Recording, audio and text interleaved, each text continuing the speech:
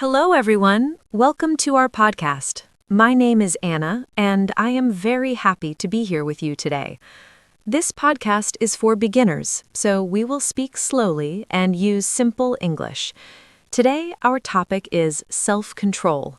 Self-control means we can manage our actions, feelings, and habits. It is very important in daily life.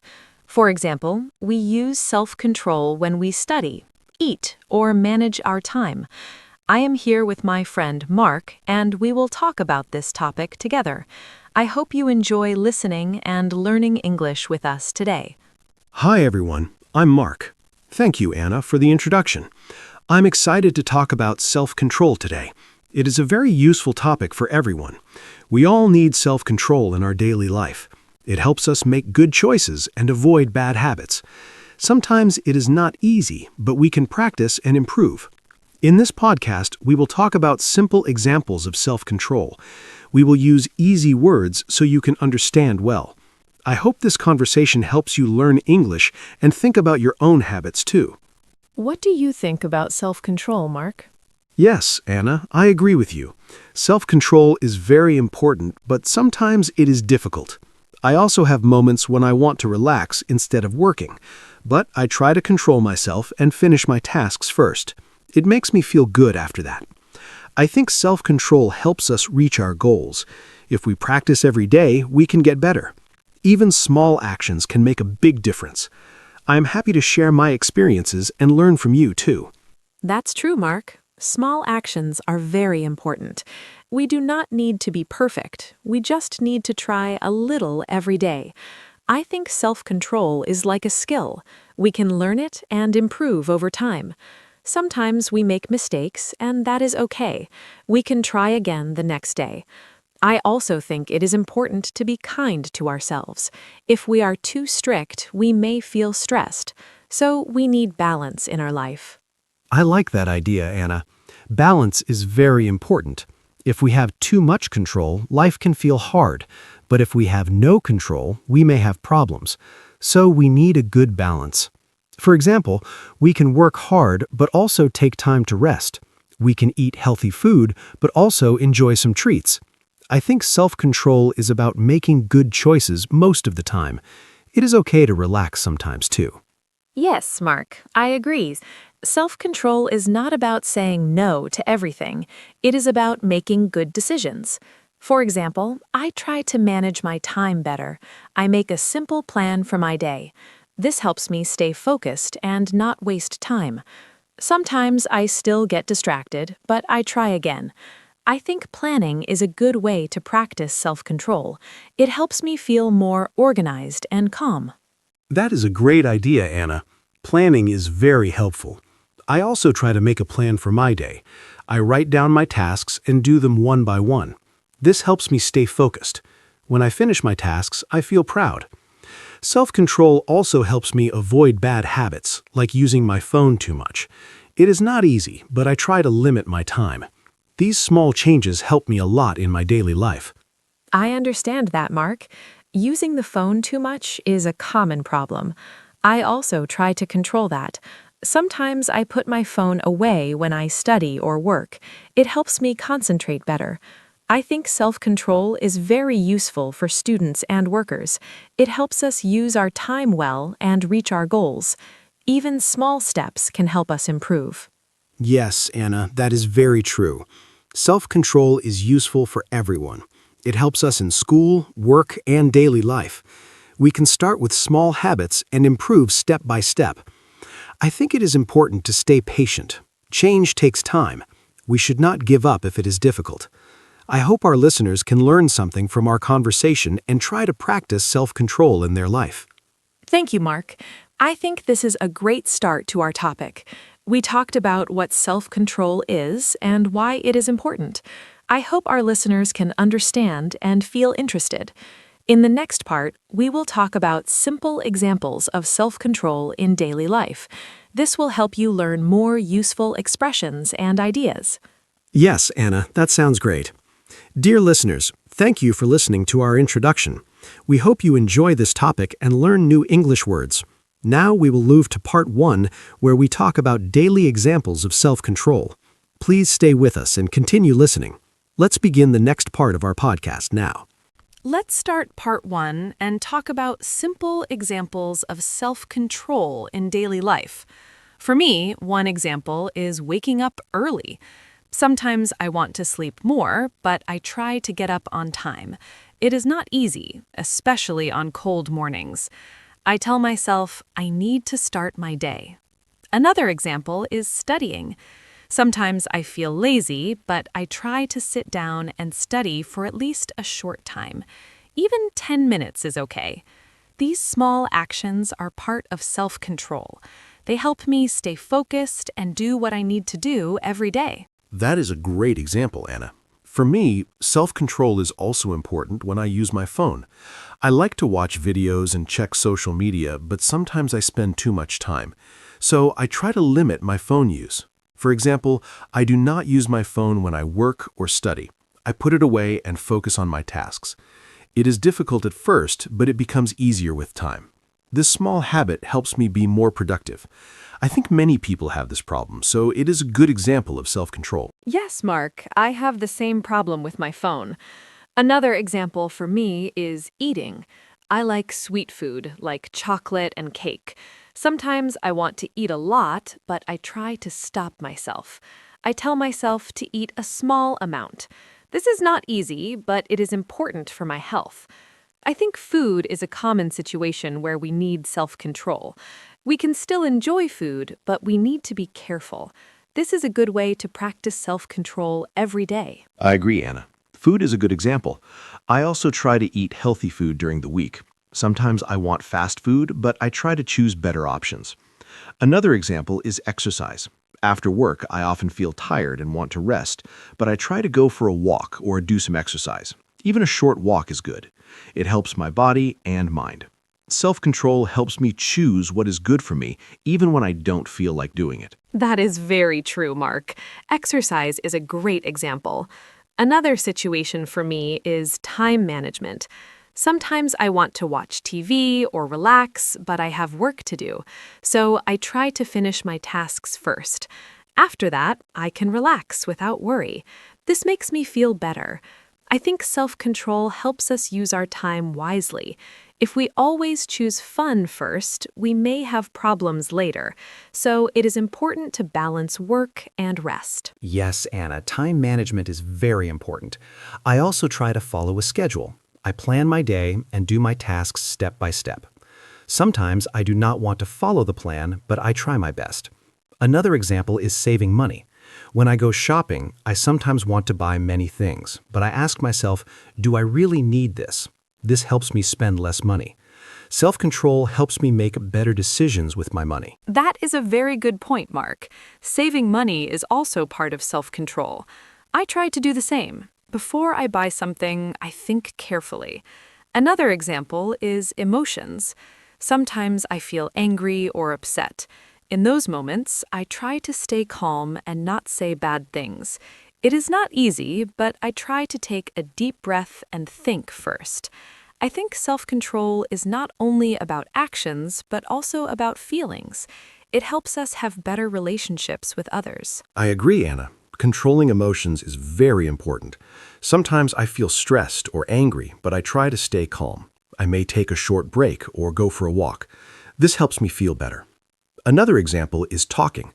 Sometimes I want to interrupt others, but I try to listen first. This is also self-control. It helps me communicate better. These small actions can improve our daily life and our relationships with people. Yes, Mark, listening is very important. I also try to listen more and speak less sometimes. It helps me understand others better. Another example is keeping promises. If I say I will do something, I try to do it. Even if I feel tired or busy, I try to keep my word. This is also self-control. It shows responsibility and respect. I think these small habits help us become better people step by step. That is a great example, Anna. Keeping promises is very important. I also try to be responsible. If I have work to do, I try to finish it on time. Sometimes I feel lazy, but I remind myself why it is important. Self-control helps me stay on track. It's not always easy, but it's worth it. These daily examples show that self-control is part of many small actions in our life. Yes, Mark. I think we shared many good examples. Self-control is everywhere in our daily life. From waking up early to managing our emotions, we use it all the time. I hope our listeners can understand these examples and think about their own habits. Maybe they can try one small change today. It can make a big difference over time. That's right, Anna. Small changes can lead to big results. I hope our listeners learned some useful ideas and simple English expressions. Talking about daily examples is a great way to practice English. Now we are ready to move to part 2. In the next part, we will talk about how to improve self-control and build good habits. Let's continue our conversation together. Now let's talk about how to improve self-control. For me, one helpful way is to start with small goals. I do not try to change everything at once. For example, if I want to study more, I start with just 10 or 15 minutes a day. This feels easy and I can continue. Another way is to make a simple plan. I write down my tasks for the day. When I see my plan, I feel more focused. These small steps help me build good habits slowly. I think anyone can try this and improve little by little. That is a very good idea, Anna. Starting small is very important. For me, another way to improve self-control is to remove distractions. For example, when I study or work, I put my phone in another room. This helps me focus better. I also try to create a good environment. I keep my desk clean and quiet. This makes it easier to concentrate. I think our environment can help or stop our self-control, so we should make it simple and comfortable for work and study. Yes, Mark, the environment is very important. Another way I improve my self-control is by making a routine. When I do the same things every day, it becomes a habit. For example, I study at the same time every evening. At first, it was hard, but now it feels normal. I do not think too much. I just do it. This helps me save energy and stay consistent. I think routines are very helpful for building good habits and improving self-control. I agree, Anna. A routine makes things easier. Another tip is to reward yourself. When I finish my work or reach a small goal, I give myself a reward. It can be something simple, like watching a short video or eating a snack. This makes me feel good and motivates me to continue. I think rewards are helpful because they make hard tasks more enjoyable. We just need to keep the rewards small and not overdo them. That is a great idea, Mark. Rewards can make a big difference. Another way I improve my self-control is by thinking about my goal. For example, if I want to be healthy, I remember this when I choose my food. It helps me make better decisions. I also try to stay positive. If I make a mistake, I do not feel too bad. I just try again. I think a positive mind is very important when we want to change our habits. Yes, Anna. Thinking about your goal is very helpful. I also try to remember why I want to change. Another method I use is to take breaks. If I work for a long time, I feel tired and lose focus. So I work for a short time, then take a short break. This helps we stay fresh and continue. I think working too much without rest is not good. Balance is very important for self-control and good performance. I agree, Mark. Breaks are very helpful. Another tip is to ask for support. Sometimes I talk to my friends about my goals. They support me and give me advice. This makes me feel stronger. It is easier to stay focused when someone understands you. I think we do not need to do everything alone. Support from others can help us improve faster and feel more confident. That is a very good point, Anna. Support is important. I also think it is helpful to track your progress.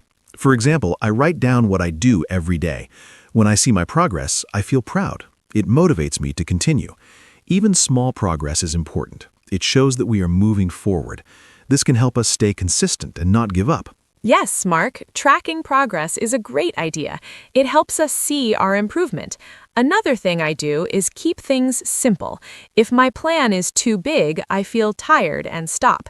So I keep my goals small and clear. This makes it easier to follow. I think simple plans are better for beginners. They help us build strong habits step by step. I agree, Anna. Simple is always better. Another tip is to be patient. Self-control does not improve in one day. It takes time. Sometimes we feel slow, but that's okay. We should keep trying. I think patience is very important. If we continue, we will see results in the future. That is very true, Mark. Patience is key. I think we shared many useful ways to improve self-control. Starting small, making a routine, taking breaks, and staying positive are all helpful. I hope our listeners can try these ideas in their daily life. Even one small change can make a difference. Yes, Anna, this was a great discussion. I hope our listeners learned something useful and easy to understand. Improving self-control is possible for everyone. We just need to take small steps and keep going. Now, we are ready to move to part 3, where we will talk about challenges and how to deal with them. Let's continue together. Now let's talk about challenges in self-control. For me, one big challenge is feeling lazy. Sometimes I do not want to do anything, even simple tasks. On those days, it is very hard to follow my plan. I just want to stay in bed or watch videos.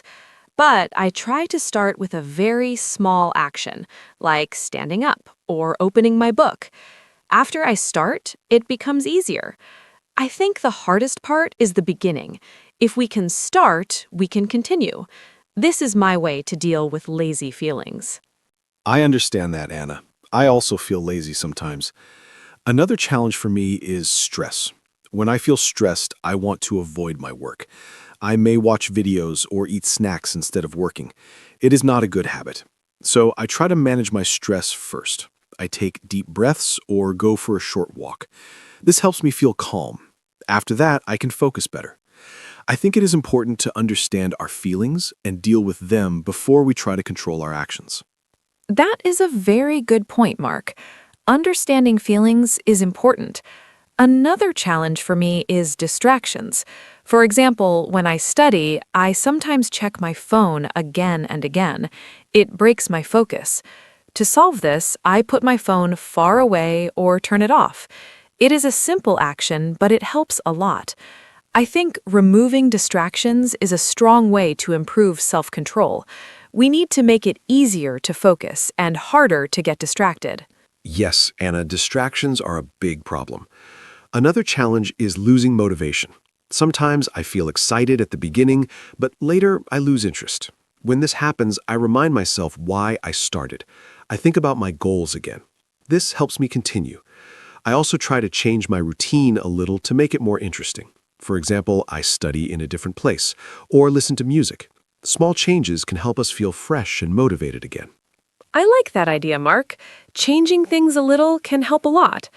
Another challenge is being too strict with myself. Sometimes I want to do everything perfectly. If I make a mistake, I feel bad and lose motivation. So now I try to be more kind to myself. I accept that mistakes are normal. I just try again. I think self-control is not about being perfect. It is about trying again and not giving up.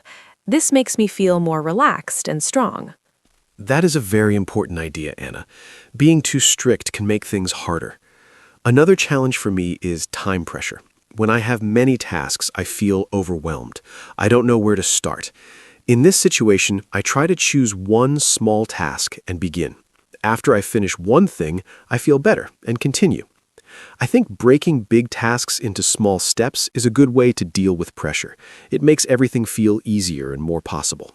Yes, Mark, breaking tasks is very helpful. Another challenge is bad habits. Sometimes we repeat the same bad actions, like eating too much or wasting time. It is hard to stop. For me, I try to replace a bad habit with a good one.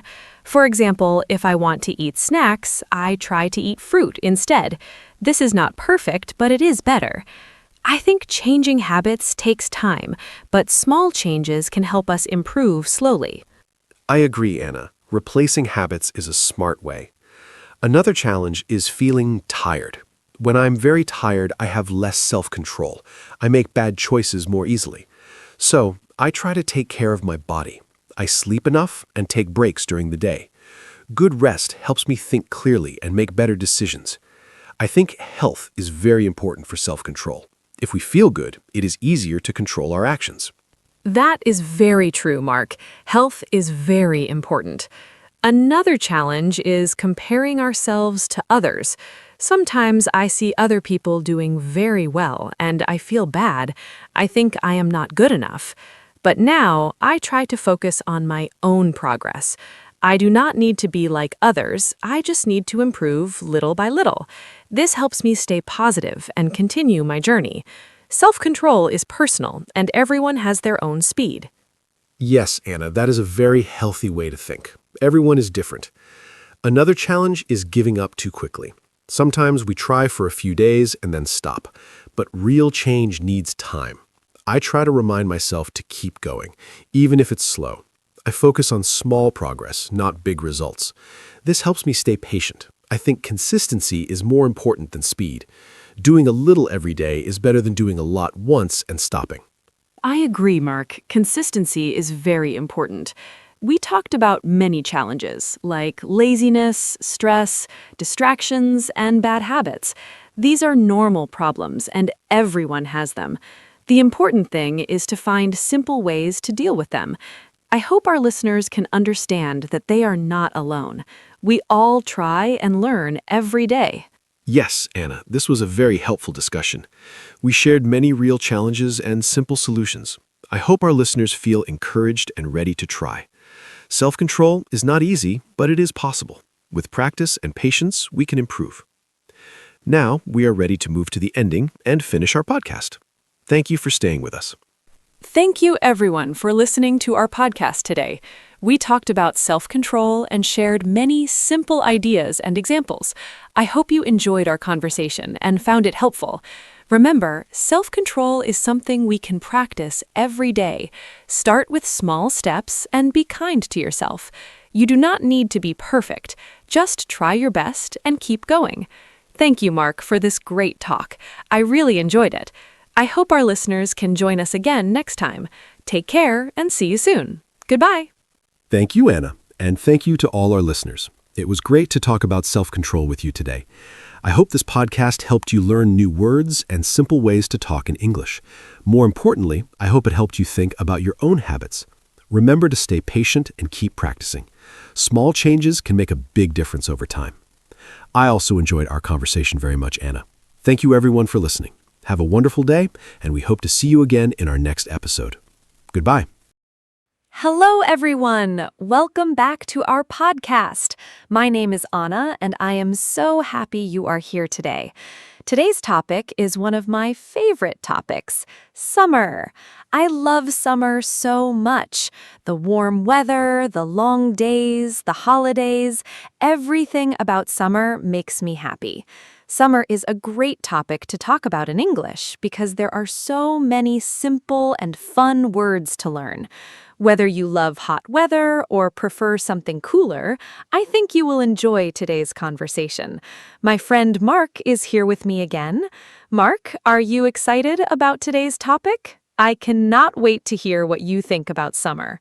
Hello, everyone. I am so glad to be here. My name is Mark, and yes, I am very excited about today's topic. Summer is such a wonderful season.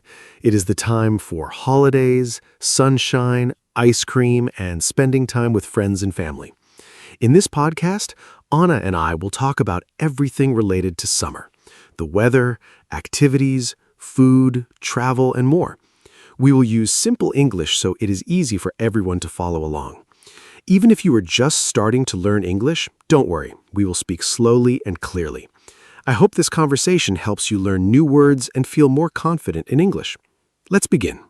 Mark, let me start with a simple question. What is your favorite thing about summer? For me, it is definitely the sunshine. I love waking up in the morning and seeing a bright blue sky. In winter, the days are short and gray, but in summer, the sun rises early and sets late. There is so much light. I feel so much happier and more energetic in summer. The warm weather also makes me want to go outside and be active. I love walking in the park, sitting in a cafe outside, or just reading a book in the garden. Sunshine really changes my mood completely. What about you, Mark? Anna, I love the sunshine too, but my favorite thing about summer is the long evenings. In summer, it stays light until 9 or even 10 o'clock at night. That means more time to enjoy the outdoors after work or school. I love sitting outside with friends in the evening, having a cold drink and just talking and relaxing. There is something very special about a warm summer evening. Everything feels slower and more relaxed. People seem happier and friendlier too. I also love that in summer you can do so many activities outside. Barbecues, walks, outdoor cinema, festivals. Summer evenings are truly magical. They are my absolute favorite part of the season.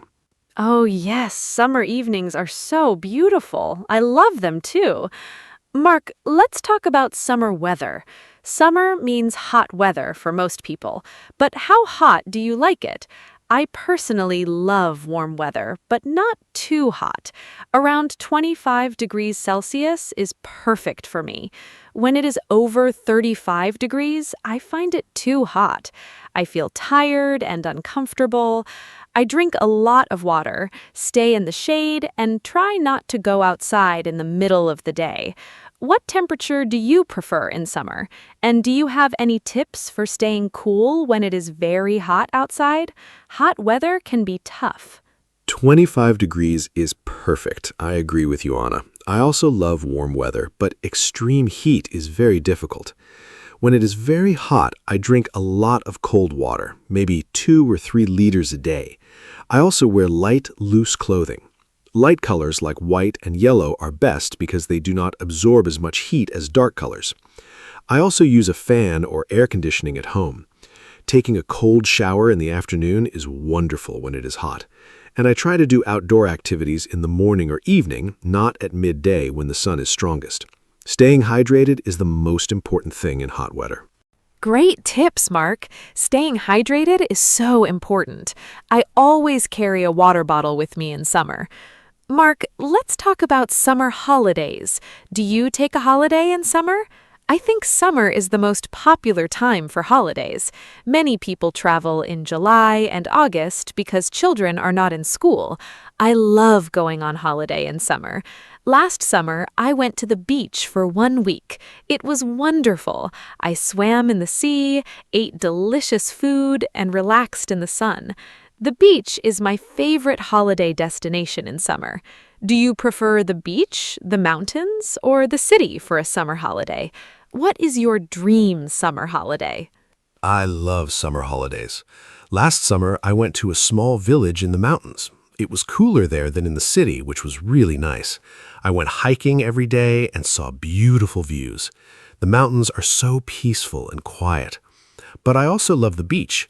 The sea, the sand, the sound of the waves. It is very relaxing. I think my dream summer holiday would be a mix of both. A few days at the beach and a few days in the mountains. I also love city trips in summer. Many cities have outdoor events and festivals in summer. There are so many options. Every type of holiday has something special to offer.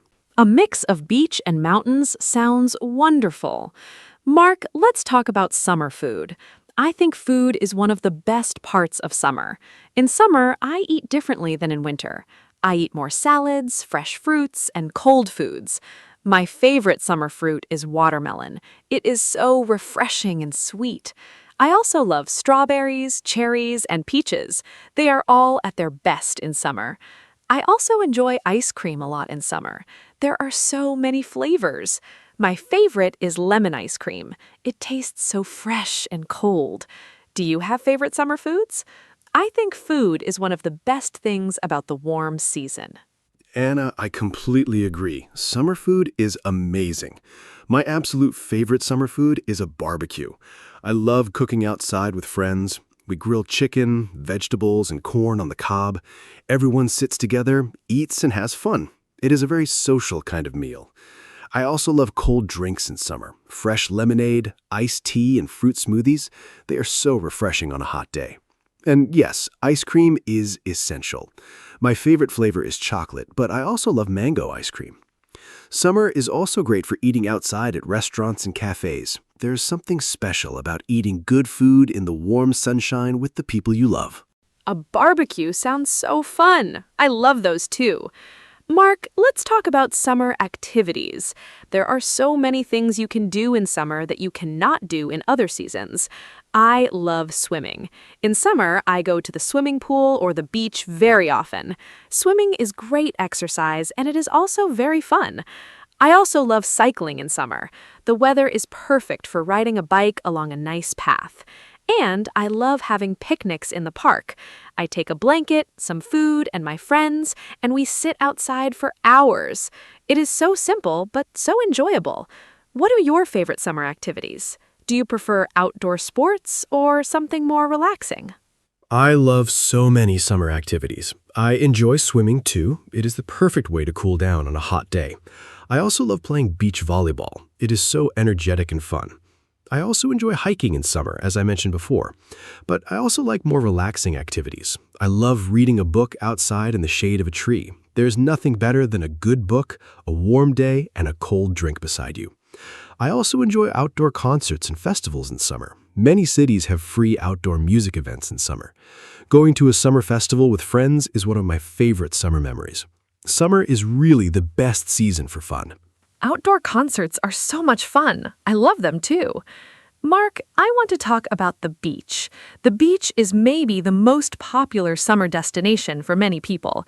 I love going to the beach. The sound of the sea is so calming. I love to swim, but I also love to just lie on the sand and relax. I always bring sunscreen to the beach. It is very important to protect your skin from the sun. I use SPF 50, especially in the middle of the day. Some people forget sunscreen and then they get sunburned. That is very painful and also bad for your skin. Do you always use sunscreen at the beach, Mark? Yes, sunscreen is absolutely essential. I always use it, especially at the beach. The sun at the beach is very strong. The reflection from the water and sand makes it even stronger. I use SPF 30 or 50, and I reapply it every 2 hours. I also wear a hat and sunglasses to protect my face and eyes. Staying in the shade during the midday hours from 12 to 3 in the afternoon is also a good idea. I love the beach, but I am always careful about the sun. Sunburn is very painful, and too much sun exposure is not healthy. Enjoy the beach, but always protect yourself. Good sun habits are very important for your health. Such good advice. Sun protection is so important. Mark, let's talk about summer clothes. I love summer fashion. In summer, I wear light dresses, shorts, sandals, and colorful tops. It is so nice not to wear heavy winter coats and boots. I feel free and comfortable in summer clothes. My favorite summer color is yellow. It feels so sunny and happy. I also love floral patterns in summer. Everything looks more cheerful and bright. I always carry a light cardigan in my bag because sometimes places like shops or restaurants have very strong air conditioning and it can get cold inside. What do you like to wear in summer, Mark? Do you have a favorite summer style? I love summer clothes too. In summer, I wear shorts, light t-shirts, and sandals. Everything is simple and comfortable. I prefer plain colors, white, light blue, and light gray. They feel cool and clean. I also always wear a cap or a hat outside to protect my head from the sun. I think the best thing about summer clothes is how easy they are. In winter, you have to think about many layers. In summer, you just put on a t-shirt and shorts and you're ready. I also agree about the cardigan tip. Air conditioning in shops and cinemas can be very cold in summer. Always have a light layer with you. It is very practical. So practical. Mark, let's talk about summer and children. I think summer is the happiest time for children. They do not have school. They have long summer holidays, sometimes 2 or 3 months. When I was a child, I loved summer so much.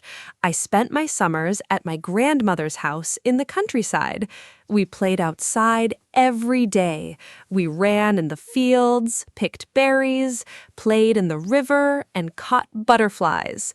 Those are some of my best childhood memories.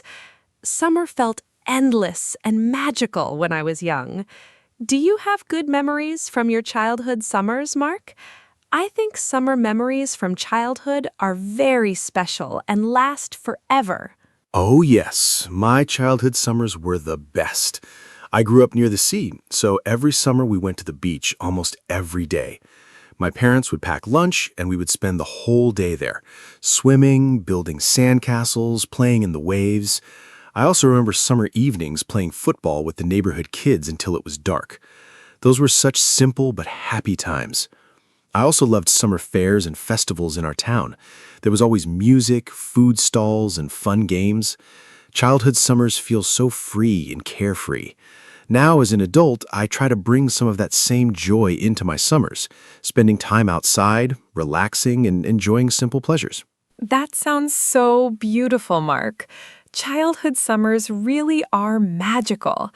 Now, let's talk about something different: summer and health. Summer can be very good for your health, but it can also be challenging. The sunshine gives us vitamin D, which is important for our bones and our mood. People often feel happier in summer because of the sunlight. Exercise is also easier in summer because the weather is nice and you want to be outside. But summer can also bring problems: too much sun, dehydration, and heat exhaustion. I always try to be careful about these things. Do you think summer is generally a healthy season? What do you do to stay healthy in summer? Summer is a wonderful season for health when you are careful. The extra vitamin D from sunlight really does boost your mood and energy. I sleep better in summer too. The warmth makes me feel relaxed. I also exercise more in summer because I love being outside. I walk, swim, and cycle much more than in winter. But yes, the heat can be a risk. Drinking enough water is the #1 thing for summer health. I also eat lighter foods in summer, more salads and fruits, less heavy meals. And I try not to stay in the sun too long.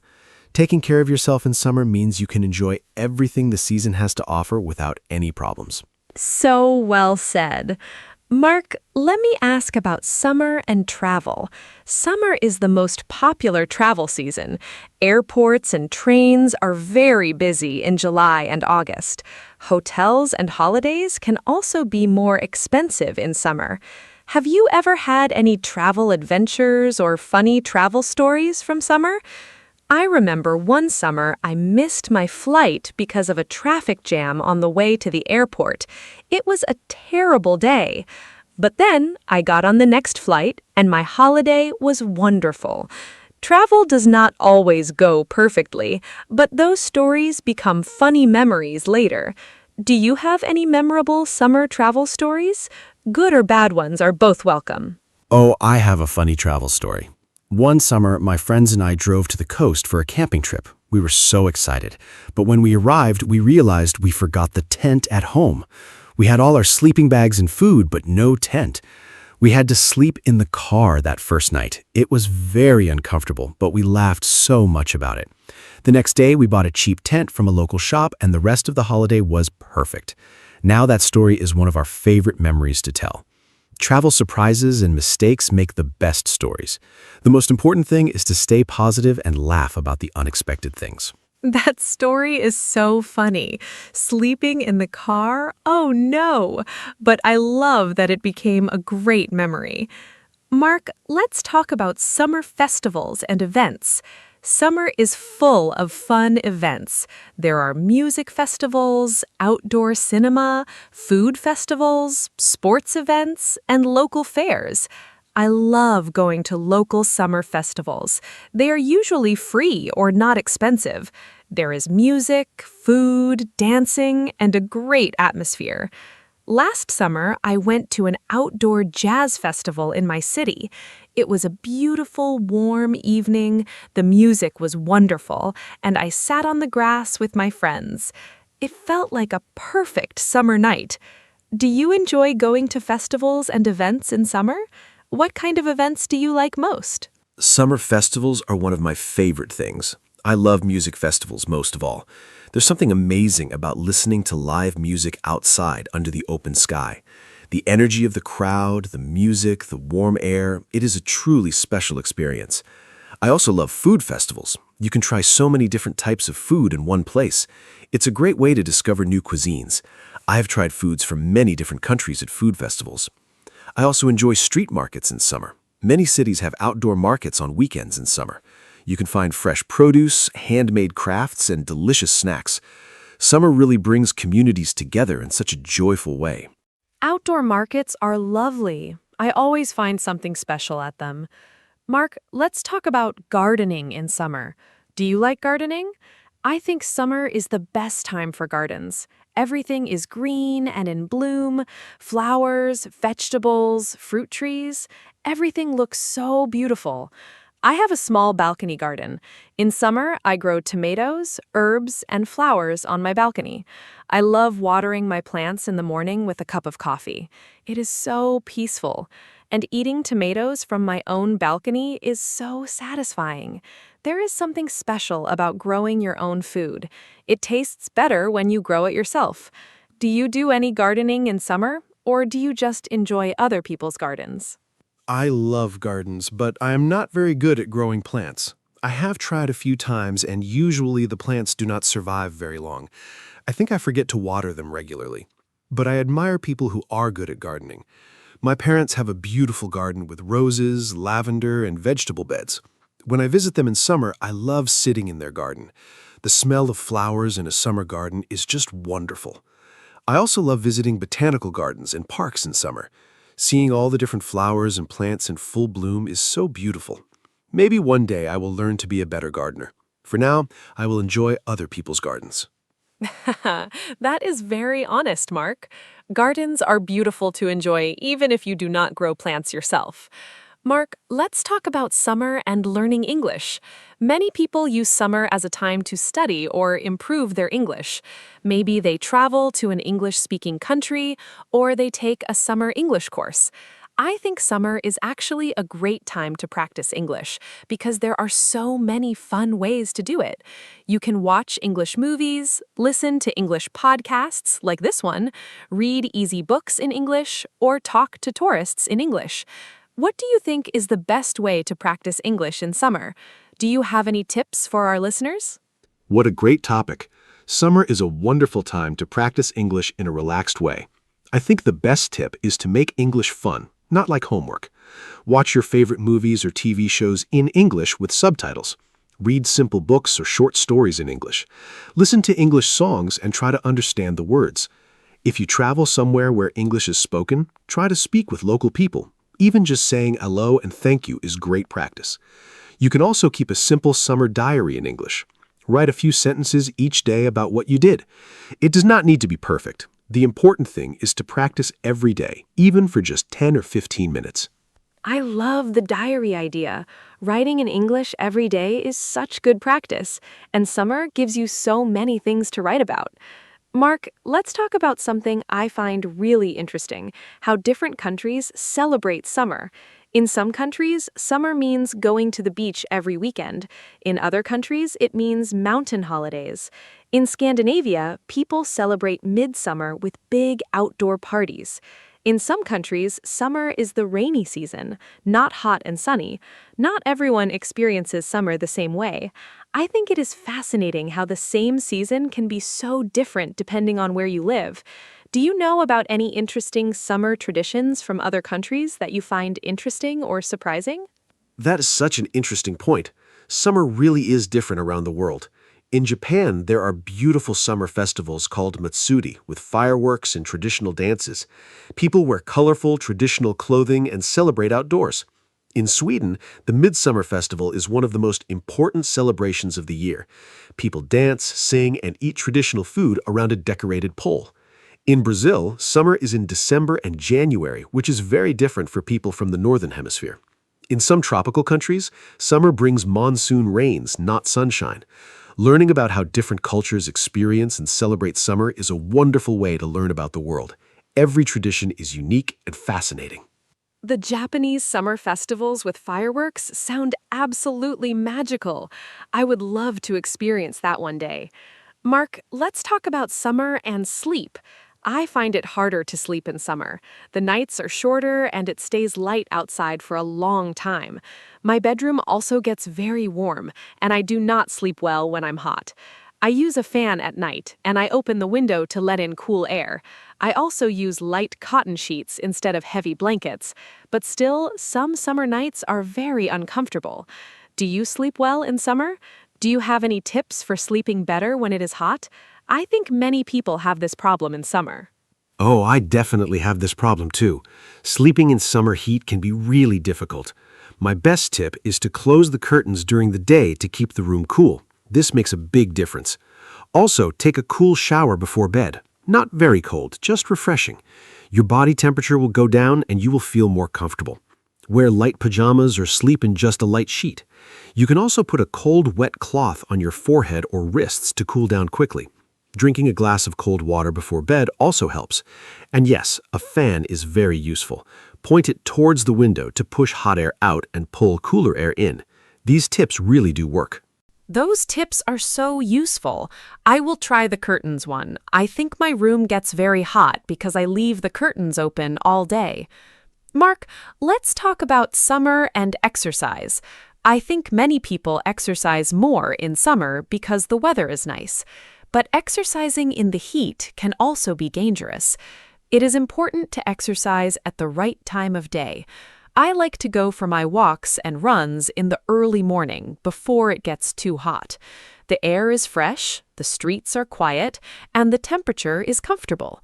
By midday, it is too hot to run outside. What kind of exercise do you do in summer, and when do you prefer to exercise during the summer months? Early morning exercise is perfect in summer. I also prefer to exercise in the morning, usually around 7 or 8 o'clock. It is cool and pleasant then. I go for a run along the river near my home. It is beautiful in the morning. The light is soft and there are not many people around. I also swim a lot in summer. Swimming is one of the best summer exercises because it keeps you cool while you're working out. In the evenings, I sometimes go for a long walk or cycle ride when the temperature goes down again. I always bring water when I exercise outside in summer. Exercising in the heat without water is very dangerous. Safety is always the first priority. Swimming really is the perfect summer exercise. Mark, I want to ask about something a little different now. What is your least favorite thing about summer? Every season has some downsides. For me, it is insects. In summer, there are mosquitoes, flies, and other bugs. I hate mosquitoes. They bite me every night, and I always wake up with itchy red spots. I use mosquito spray and a special plug-in device in my bedroom, but some still get through. It is very annoying. I also do not enjoy the crowds in summer. Popular beaches and tourist places get very crowded and noisy in summer. I prefer quieter, less busy places. What about you? What do you like least about summer? Anna, mosquitoes are definitely my least favorite part of summer too. They're so annoying. I also use spray and try to cover my arms in the evenings when they are most active. My other least favorite thing about summer is the traffic and crowds. Highways and airports are so busy in summer. Everything is more expensive. Hotels, flights, restaurants, popular tourist spots are packed with people. Sometimes it's hard to relax and enjoy yourself when everywhere is so crowded. I also sometimes miss the coziness of autumn and winter. Hot drinks, warm blankets, and quiet evenings inside also have a special charm. But overall, the good things about summer definitely outweigh the bad things. Summer is still my favorite season. I agree. The good things definitely outweigh the bad. Mosquitoes are a small price to pay for all the wonderful things summer brings. Mark, let's talk about summer sunsets. I think summer sunsets are some of the most beautiful things in nature. Because the days are so long in summer, the sunset happens late, sometimes at 9 or even 10 o'clock. I love watching the sunset in summer. The sky turns pink, orange, and purple. It is absolutely stunning. I often go to a high point in my city to watch the sunset. It feels very special. Have you ever watched a particularly beautiful summer sunset that you still remember? Where were you, and what made it so special? Summer sunsets are truly magical. I've seen some incredible ones. My most memorable was on a boat trip last summer. We were on the sea in the evening, and the sun started to set. The whole sky turned bright orange and red, and the light reflected on the water. It was breathtaking. Everyone on the boat stopped talking and just watched. Nobody said anything for minutes. It was that beautiful. Another beautiful sunset I remember was watching the sun go down behind the mountains. The colors changed slowly from yellow to orange to deep purple. Nature is truly the best artist. I think stopping to watch a beautiful sunset is one of the simplest and most wonderful pleasures of summer. That boat sunset sounds absolutely incredible. Mark, let's talk about summer reading. I think summer is the perfect time to read.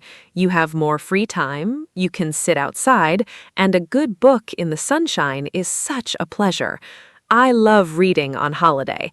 I always pack at least 2 books for any trip. Last summer, I read a wonderful story about a family who travels across Europe by train. It was simple to read, but very engaging. I think reading in English is also a great way to improve your language skills. Do you read in summer? And do you have any book recommendations for beginners who want to read in English? Easy, enjoyable books are the best place to start.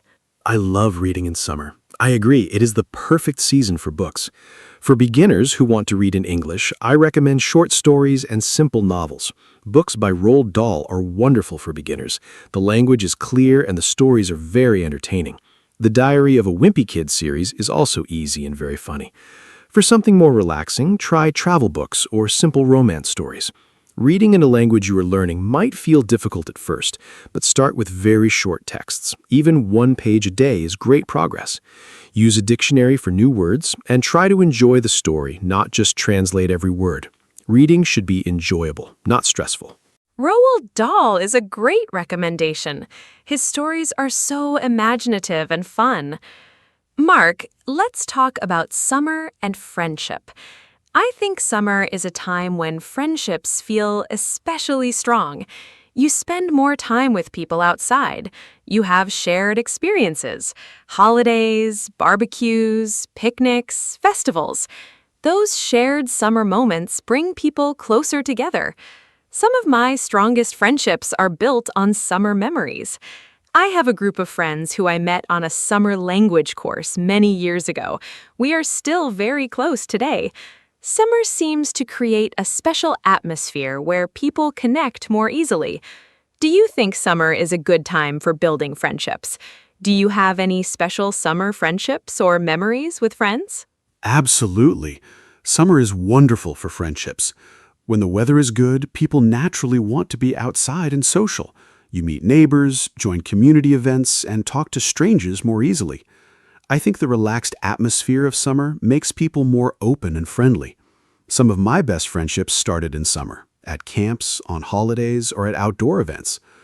I also think summer is a great time to reconnect with old friends you do not see very often during the busy winter months. A simple phone call to invite someone for a walk or a barbecue can restart a friendship. Summer gives you natural reasons to reach out and spend time with people you care about. It's a social season. So beautifully said, Mark. Summer really is a social season. It connects people in such a natural way. Mark, we are getting close to the end of our conversation today. I want to ask you one final big question before we wrap up. If you could design your perfect summer day from morning to night, what would it look like? Where would you be? Who would you be with? And what would you do? I think this is a fun and creative question. It also helps our listeners practice thinking and talking about daily activities in English. I will tell you my perfect summer day after you share yours. I already have it planned in my head, and I cannot wait to share it. Oh, I love this question. My perfect summer day would start with an early morning run along the coast while the air is still cool and fresh. Then a big breakfast outside, fresh bread, fruit, eggs, and a good coffee. After breakfast, I would go to the beach with my closest friends. We would swim, play beach volleyball, and just relax in the sun. In the afternoon, we would find a nice shaded terrace and have a long, slow lunch with cold drinks. In the evening, we would watch the sunset from a boat on the sea. Then dinner outside at a local restaurant with good food and great conversation. Finally, we would sit around a fire on the beach and talk and laugh until late at night. That would be my perfect summer day. What a wonderful conversation today, Mark. I feel so happy just talking about summer. We talked about so many great things: the weather, food, holidays, activities, travel, fitness, sleep, sunsets, reading, friendships, and so much more. I hope our listeners learned some new English words and phrases today, and I hope this conversation made you feel excited about summer, or maybe a little nostalgic if summer is not here yet.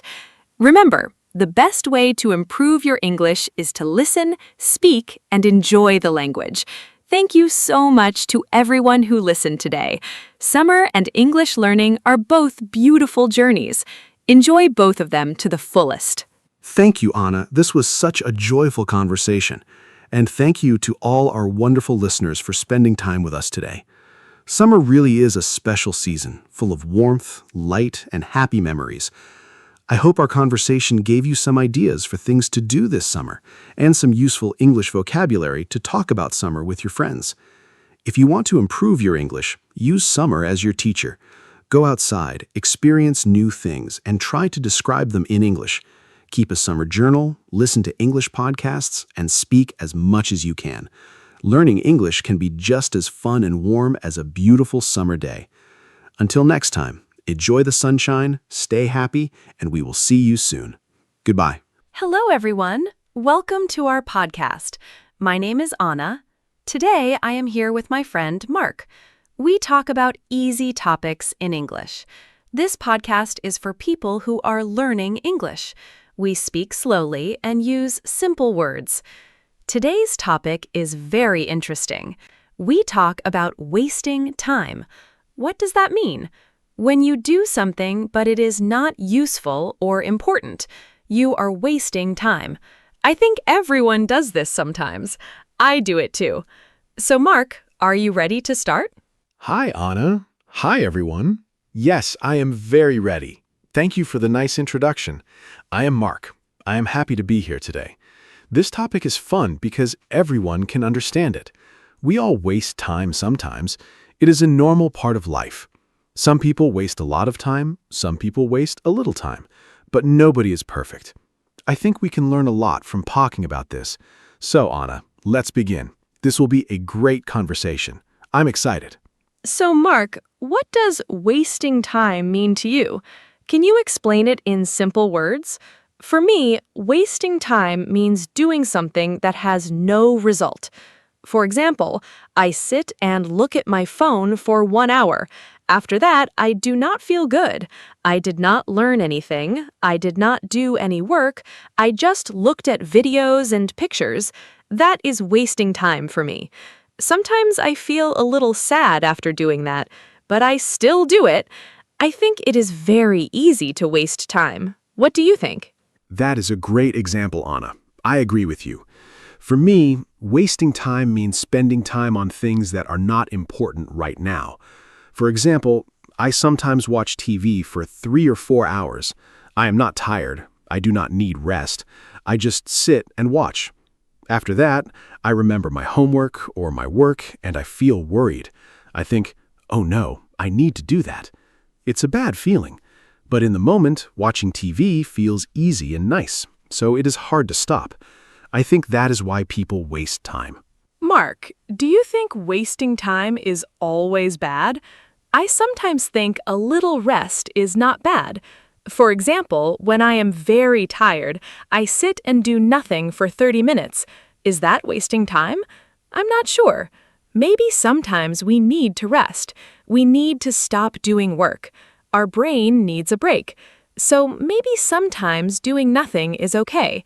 But if I rest for 4 hours and I am not tired, that is different. That is a problem. What do you think? Is all wasting time bad? That is a really good question, Anna. I think it depends. If you are tired and you rest, that is not wasting time. That is important for your body and your mind. But if you are not tired and you still do nothing, that is different. You feel bored. You feel empty. That is wasting time. I also think it depends on the person. Some people need more rest. Some people need less. So I don't think all wasting time is bad, but too much is a problem. We need a balance. What are the most common ways people waste time? I have a few ideas. First, social media. I spend so much time on social media every day. I look at pictures, I read short messages, I watch short videos. Hours can pass very fast. Second, I sometimes talk too much with friends about nothing important. We talk, and nothing happens. Third, I sometimes change my plans many times. I think, I will do this later, and later never comes. Do you have more examples? Yes, I have more examples. First, I sometimes spend a lot of time looking for something. I look for my keys, my phone, my book. I waste 20 minutes every day just looking for things. That is very frustrating. Second, I sometimes start a task but stop many times. I go to the kitchen, I check my phone, I look outside. This is called procrastination. It means you delay doing something. Third, I watch videos online. I want to watch one video, but then another video starts, and another. Suddenly, 2 hours are gone. It's a big problem. I think social media is a very big reason why people waste time. Do you use social media a lot? I use it every day. In the morning, I check my phone before I get up. I look at messages, I look at pictures. Sometimes 30 minutes pass before I even stand up from my bed. That is not good. I start my day already behind. I think this is very common now. Many people do this. Phones are everywhere. It is very easy to pick up your phone and start scrolling. Scrolling means looking through many things quickly. Yes, Anna, I do the same thing. In the morning, my phone is next to my bed. I hear a sound and I immediately pick it up. I check messages, news, and social media. Before I know it, it is late. I did not eat breakfast. I did not exercise. I did not prepare for work. The phone took all my morning time. I think phones are wonderful things. They help us with many things, but they can also steal our time. I use the word steal because we do not notice it happening. The time disappears quietly. Let's talk about procrastination. That word is a little difficult, but the meaning is simple. Procrastination means you delay doing something. You need to do a task, but you say, I will do it later. And later becomes tomorrow, and tomorrow becomes next week. Do you procrastinate, Mark? I procrastinate a lot. I have a list of things to do, but I look at my list and I feel tired just reading it. So I close it and do something easy instead. I think many people know this feeling. Yes, I know that feeling very well, Anna. I procrastinate most with difficult tasks. If something is easy, I do it fast. But if something is hard, I delay it. I think I need to prepare first, but preparing takes forever. I clean my desk, I make coffee, I organize my papers. After all that, I am tired and it is time to sleep. The hard task is still not done.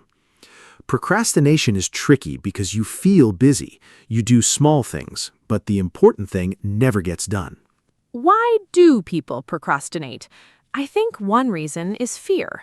We are afraid to start something because it might be hard, or we are afraid to fail. If I do not start, I cannot fail. That sounds silly, but I think it is true. Another reason is we do not know where to begin. A big task is scary. We look at it and it feels impossible, so we do nothing. Also, some people do not have energy. They are tired and cannot think clearly, so they delay things until they feel better. But that feeling does not always come. I agree. Fear is a big reason. Another reason is that our brains like easy things. Doing a difficult task requires a lot of thinking. Watching a video is easy. Our brain says, choose the easy thing, and we do.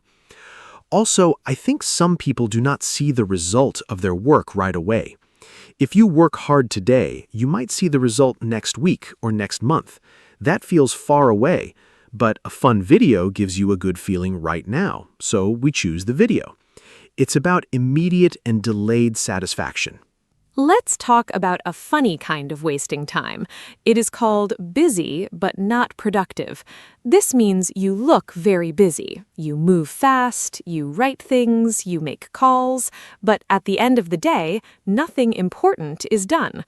I do this sometimes too. I am busy all day, but then I ask myself, what did I do today?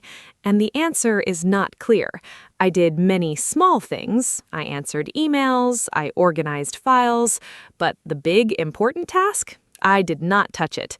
Does this happen to you? Oh, yes, this happens to me often. I call it feeling busy. I have a full day, I am always doing something, but in the evening I look at my important tasks. They are all still there, waiting. I spent all my time on small things. Like, I spent 30 minutes choosing what music to listen to while working. I never even started working. Or I spent 1 hour organizing my email folders, but I did not reply to the important emails. It's a trap. You feel productive, but you are actually avoiding real work. I want to talk about watching TV and movies. This is another big way people waste time. I love movies. I really do. Sometimes I watch one movie and then another movie starts and I think, just a few more minutes. But a few minutes becomes 2 more hours. Suddenly it is midnight, I have work tomorrow, I feel tired, but I watched so much. I think this is a very common experience. Streaming apps are very good at keeping us watching. They always show us the next episode automatically. It is very clever, but also dangerous for our time. Yes, streaming is a big problem for my free time too. I sit down on a Sunday afternoon to watch one episode of a show. The episode is 50 minutes. Then the next one starts automatically, and I do not press stop. 3 episodes later, it is evening. I had plans. I wanted to cook, clean, and call my friend. I did none of those things. The TV took my whole afternoon. And the funny thing is, I don't even remember the first episode clearly. I was half watching, half thinking about other things, so I did not even enjoy it fully. What about sleeping too much? Is that wasting time? I think sometimes people sleep too much when they feel bored or sad. Sleeping is healthy and important. Adults need around 7 or 8 hours of sleep, but if you sleep 10 or 12 hours because you do not want to do anything, that might be wasting time. I sometimes sleep too much on weekends. I wake up at noon, half the day is gone. I feel heavy and slow, but then I feel bad because the day is short now. Have you experienced sleeping too much? Yes, I sleep too much sometimes. Usually on weekends or holidays, I go to bed late, then I sleep until very late in the morning. I wake up and it is already afternoon. I feel confused. My body feels strange. This is sometimes called oversleeping. It does not feel good. I am slower for the rest of the day. Also, I think I sleep too much when I do not have a plan. If I know what I will do in the morning, I wake up more easily. But with no plan, I just stay in bed. A plan helps. Let's talk about shopping, especially online shopping. Do you waste time shopping? I do. I open a shopping website, I want to buy one thing, but I look at so many other things. I add things to my cart, I look at prices, I read reviews. 2 hours later, I bought nothing, or I bought something I do not need. Online shopping is very easy and very distracting. I sometimes go to buy shoes, and then I look at bags, clothes, and kitchen tools. None of these things were on my list. Have you done this? Yes, online shopping is a big time trap. I open a website to buy a book, I look at the book, then I see other people also bought this. I look at those things, then I see a sale, I check the sale items, then I get distracted by a different category. Before I know it, I spent 2 hours browsing and bought nothing. Sometimes I add many things to my cart and then delete everything because I feel guilty. All that time was wasted. I think online stores are designed to keep us there as long as possible. I think one reason we waste time is that we do not have a clear plan for our day. When I have a plan, I do more things. I know what to do first, second, third. But when I have no plan, I feel lost. I go from one thing to another. I start something, start something else. At the end of the day, nothing is finished. A plan does not need to be perfect or complicated. Even a simple list of 3 or 4 tasks is helpful. Do you make plans for your day? I try to make plans. Sometimes I am good at this. I write my tasks the night before. In the morning, I look at my list and I start. On those days, I feel very good. I finish my work and I have free time in the evening. But sometimes I do not make a plan. Those days are usually messy. I wake up and I do not know what to do first. I check my phone. I make coffee slowly. I think about what to do. Time passes. I get stressed. Planning is simple, but it makes a big difference. Let's talk about meetings. Do you think meetings waste time? I think some meetings are very important, but some meetings are long and unnecessary. I have been in meetings where we talk for 1 hour, but nothing is decided. We discuss the same point again and again. People repeat what others already said. At the end, we agree to have another meeting. I think this is a big problem in many offices and schools. A good meeting is short and has a clear goal. A bad meeting has no direction. What is your experience with meetings? I agree completely. I think many meetings are too long.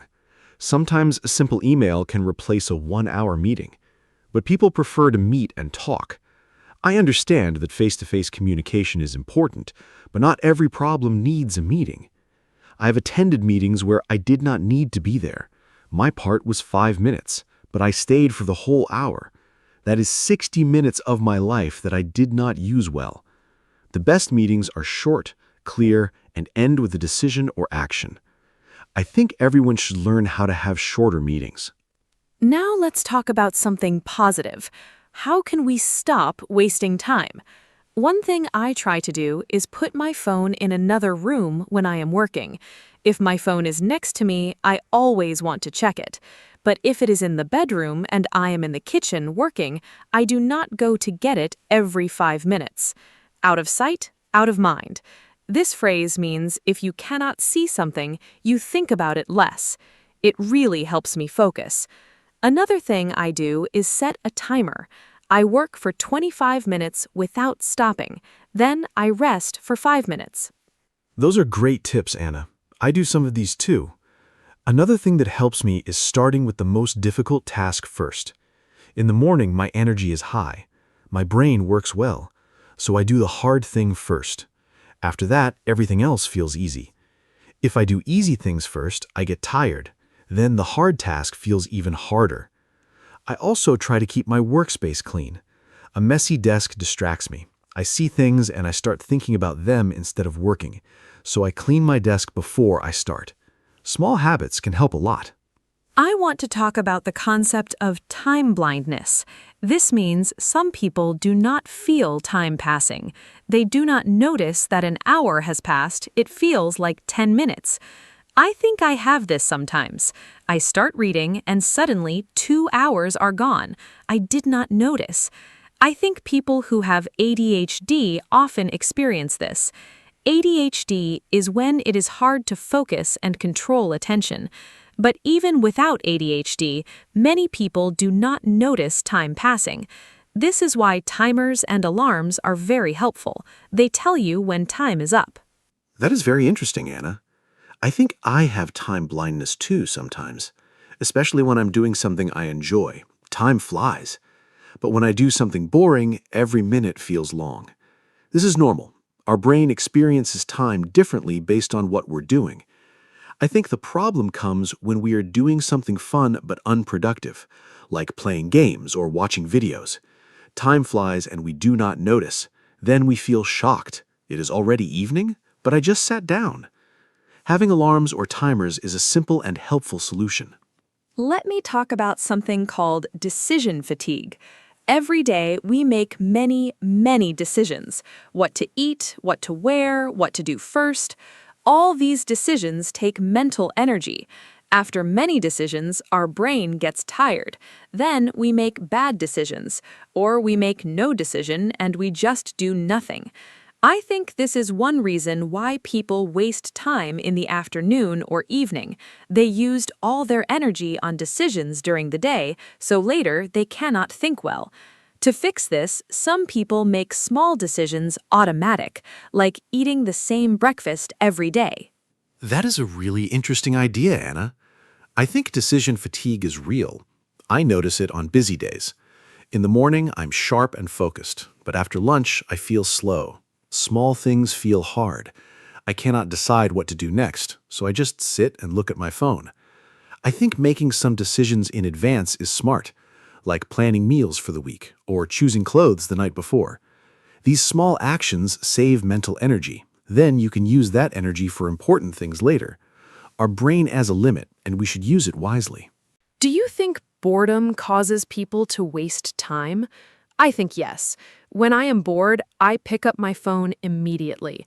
I scroll through social media without a real reason. I am not looking for anything specific. I just feel empty, and I want something to fill that feeling. Boredom is very uncomfortable. People do not like to feel bored, so they reach for easy entertainment. But I also read that boredom can be good sometimes. When we are bored, we can be creative. Our brain looks for something interesting. This can lead to new ideas. I agree. Boredom and wasting time are connected. When I am bored, I often do unproductive things. I eat snacks I do not need. I watch videos I do not really want to watch.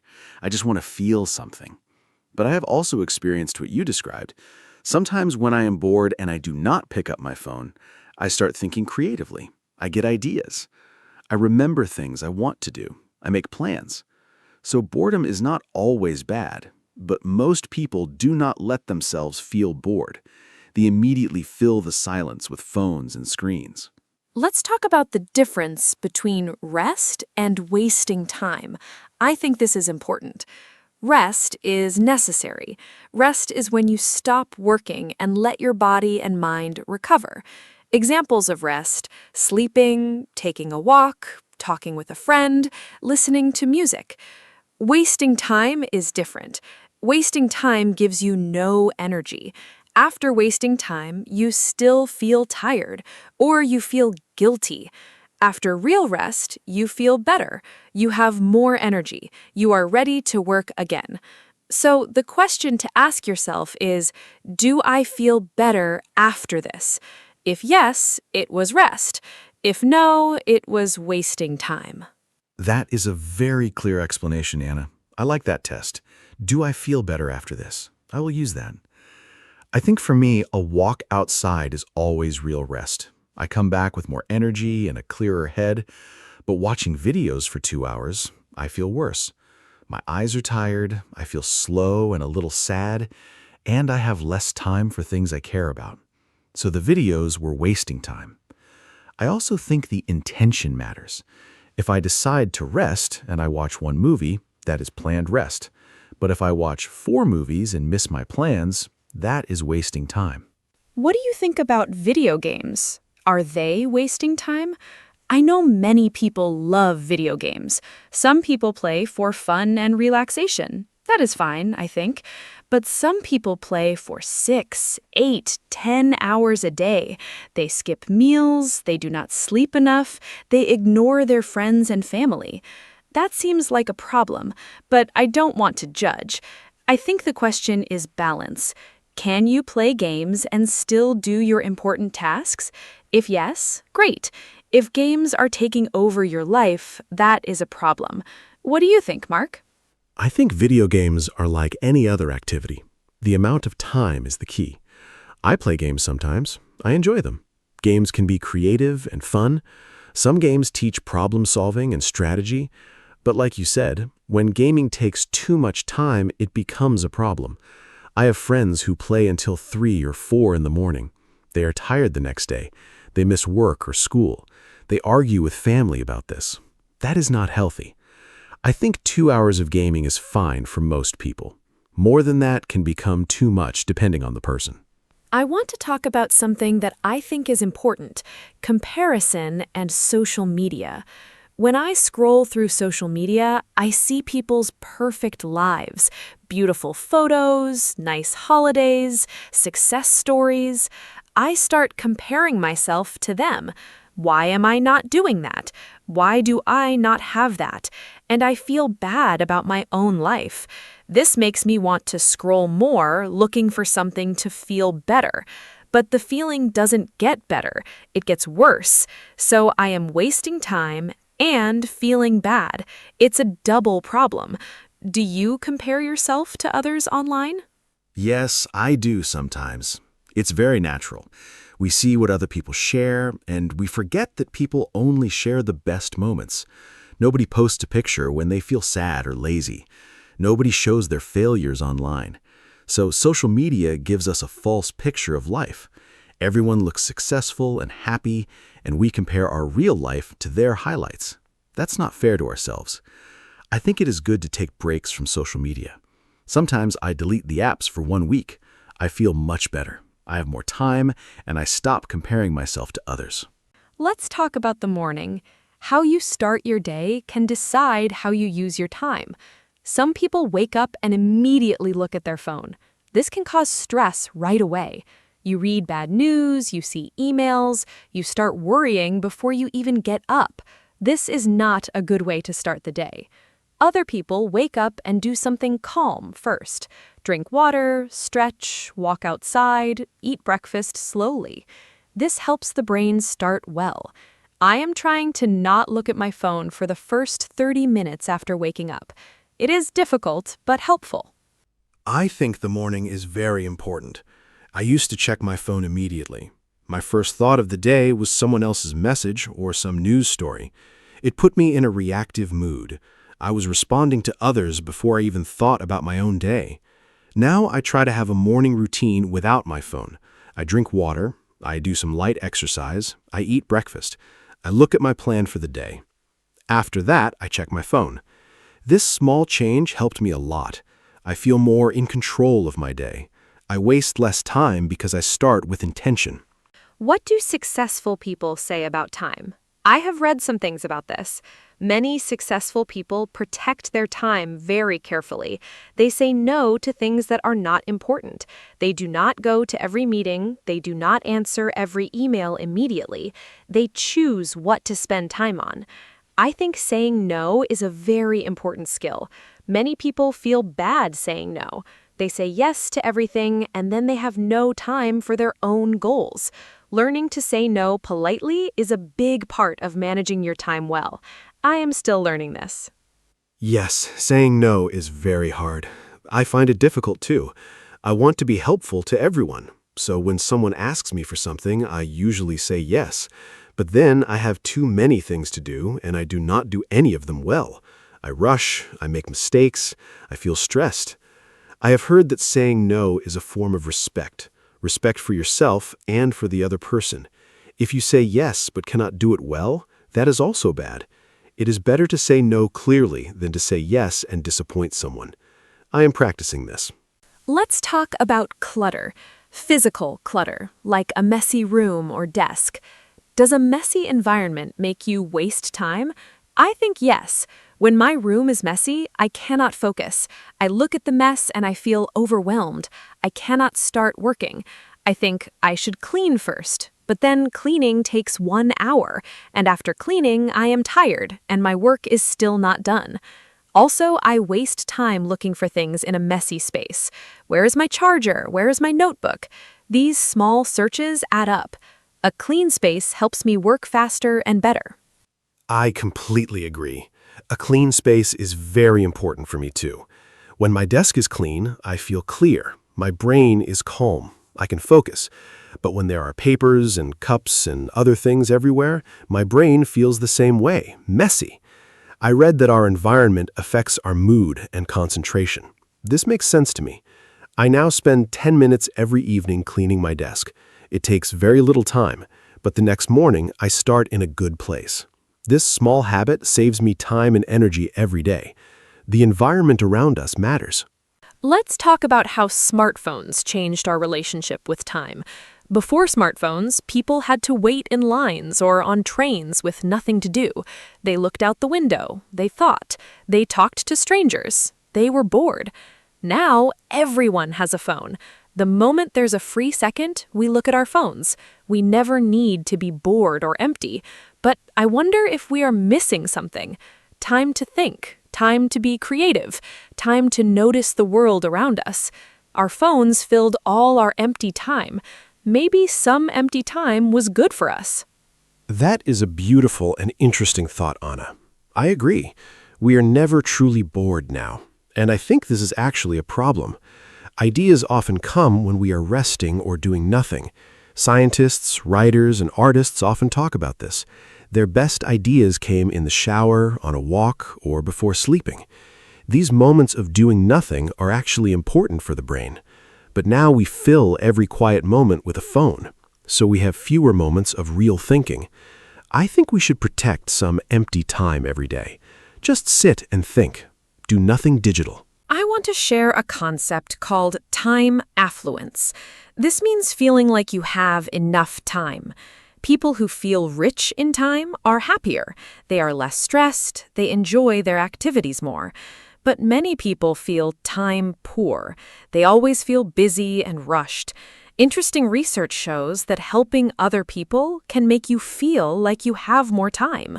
It sounds strange, but when you give your time to others, you feel more in control of your time. I think this is because helping others makes us feel effective, and effectiveness makes us feel less rushed. That is fascinating. I have not heard that before. I usually think helping others takes time away from me, but you say it actually makes us feel richer in time? I want to try that. Maybe volunteering or helping a friend with a problem. I think it also connects to purpose. When we feel our time has meaning, it feels well spent. If I help someone and it makes a difference, I do not feel like I wasted those hours. Compare that to watching videos for hours. I have nothing to show for that time. Purpose and meaning make time feel valuable. Let me talk about a practical technique. It is called the 2-minute rule. The idea is simple. If a task takes less than 2 minutes, do it immediately. Do not put it on your to-do list, just do it now. For example, reply to a short message. Put a cup in the dishwasher. Write one sentence in your notebook. These tiny tasks seem small, but if you delay them, they pile up. Then your to-do list is full of tiny tasks and it feels heavy. The 2-minute rule keeps small things from becoming big problems. I use this and it really helps. I love this rule. It is so simple but effective. I have started doing this too. If I see something that needs a quick action, I do it right away. Before, I used to think, I will do that later. But later never came. The small tasks grew into a big pile. Then I felt overwhelmed. Now, if I can do something in 2 minutes, I just do it. My life is neater, my to-do list has fewer things, and I feel more in control. I think simple strategies like this are the best. They don't require big changes, just small adjustments every day. Let's talk about what we truly value. I think we waste time on things we don't really care about, but we say we are too busy for things we love. This is a contradiction. I say I have no time to read, but I spend 2 hours on social media. That's not about time, that's about priorities. If I really want to read, I can replace 30 minutes of social media with reading. The time is there, I just choose to use it differently. So maybe the question isn't not, do I have time, but what do I choose to spend my time on? That is a very important point, Anna. I think this is the heart of the topic. We all have the same 24 hours, but we choose how to use them. When I say I don't have time, I'm really saying that's not my priority. That's honest, but maybe a little uncomfortable, because it makes me responsible. I can't blame my schedule. I make the choices. So if I want to exercise, I need to choose exercise over something else. This thinking is empowering, but also challenging. It puts control back in our hands, and that's a good thing. Let's talk about the weekend. For many people, the weekend is for rest. But sometimes the weekend passes and we feel like we did nothing. Sunday evening comes and we think, what happened to Saturday and Sunday?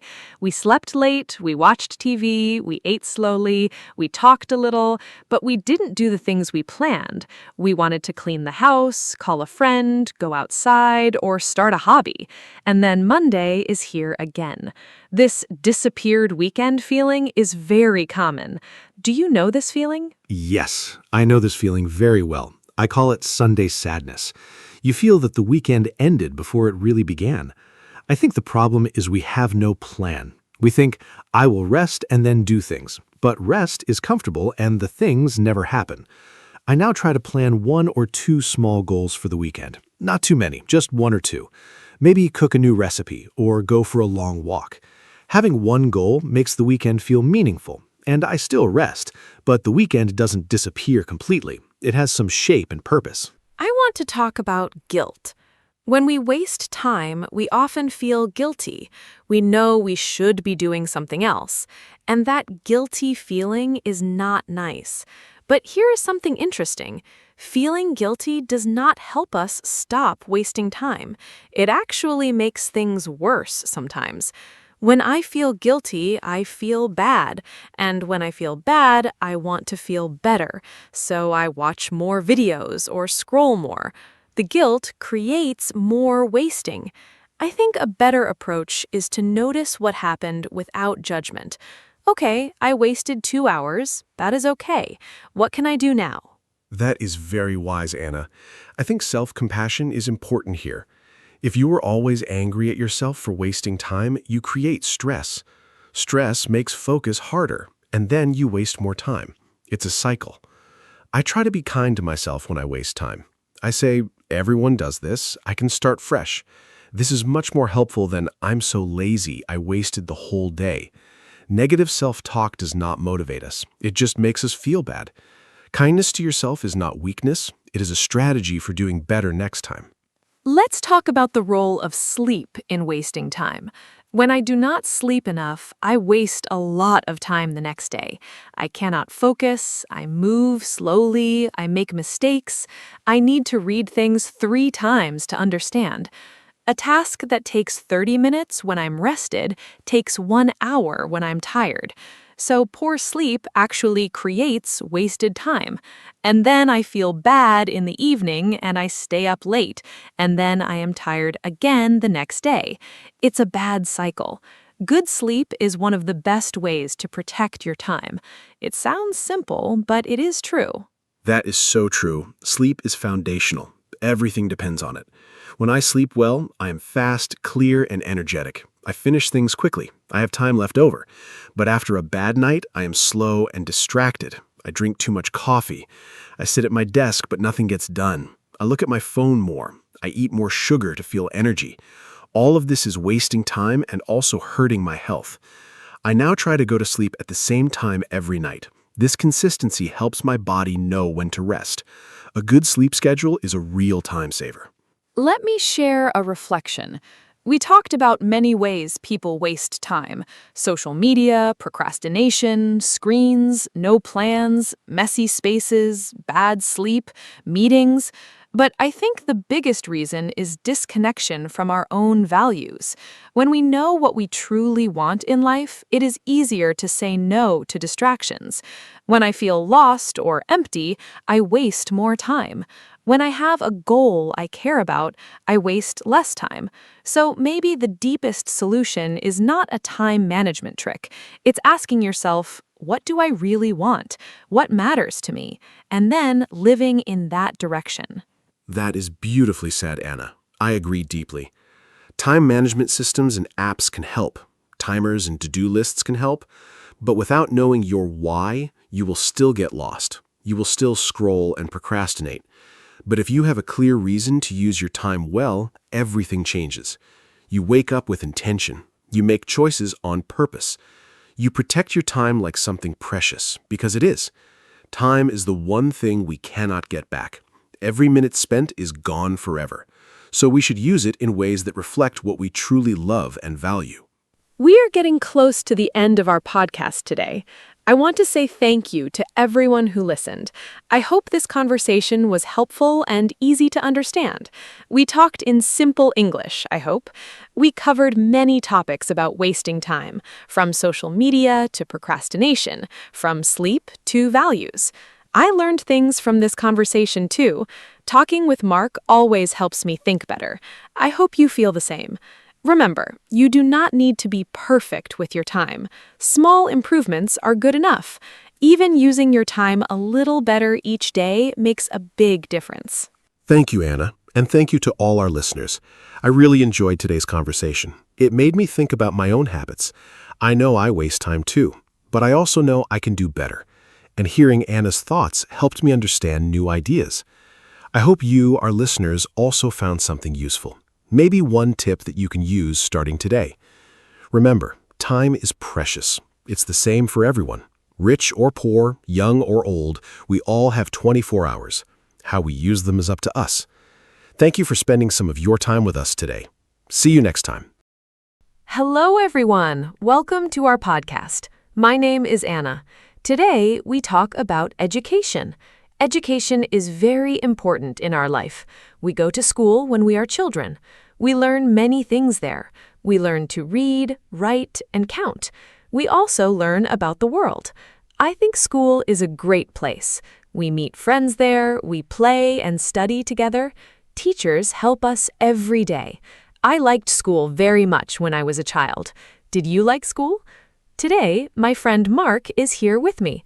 Hi, Mark. Let's talk about education together. Hi, Anna. Hello, everyone. Thank you for having me. Yes, I liked school too. School is a very special place. We spend many years there. I started school when I was 6 years old. I remember my first day. I was a little nervous, but my teacher was very kind. She helped me feel good. I made many friends on my first day. We played games and learned new things. School gave me many good memories. I think education is the most important thing in life. Without education, it is hard to get a good job. I am happy to talk about this today. Yes, Mark, I agree with you. Education helps us in so many ways.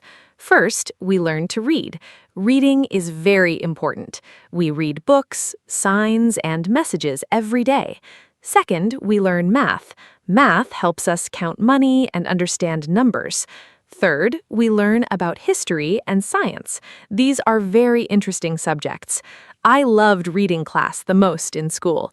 My teacher always told us fun stories. I think every child needs a good teacher. A good teacher makes learning fun. Children learn better when they are happy. What was your favorite subject in school, Mark?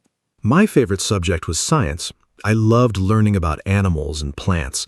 Our teacher always brought interesting things to class. One day, she brought a small fish. We all looked at it and asked many questions. I also liked sports class. We played football and basketball. Sports are good for our body. They also teach us how to work as a team. I think physical education is very important for children. A healthy body helps us learn better.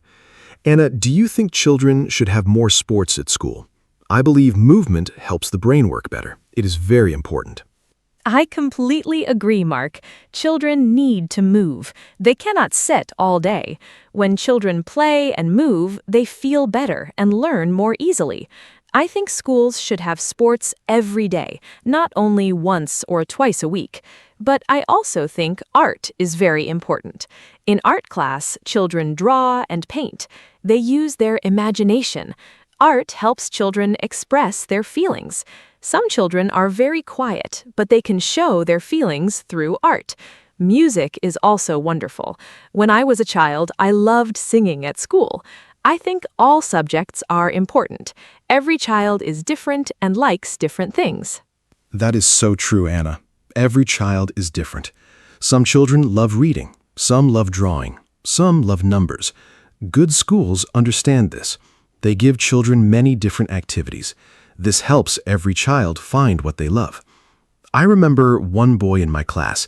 He was not good at math, but he was amazing at drawing. His teacher always praised his art. This made him feel confident. He grew up and became a great artist. I think teachers must see the talents in every child. When a teacher believes in you, you can do great things.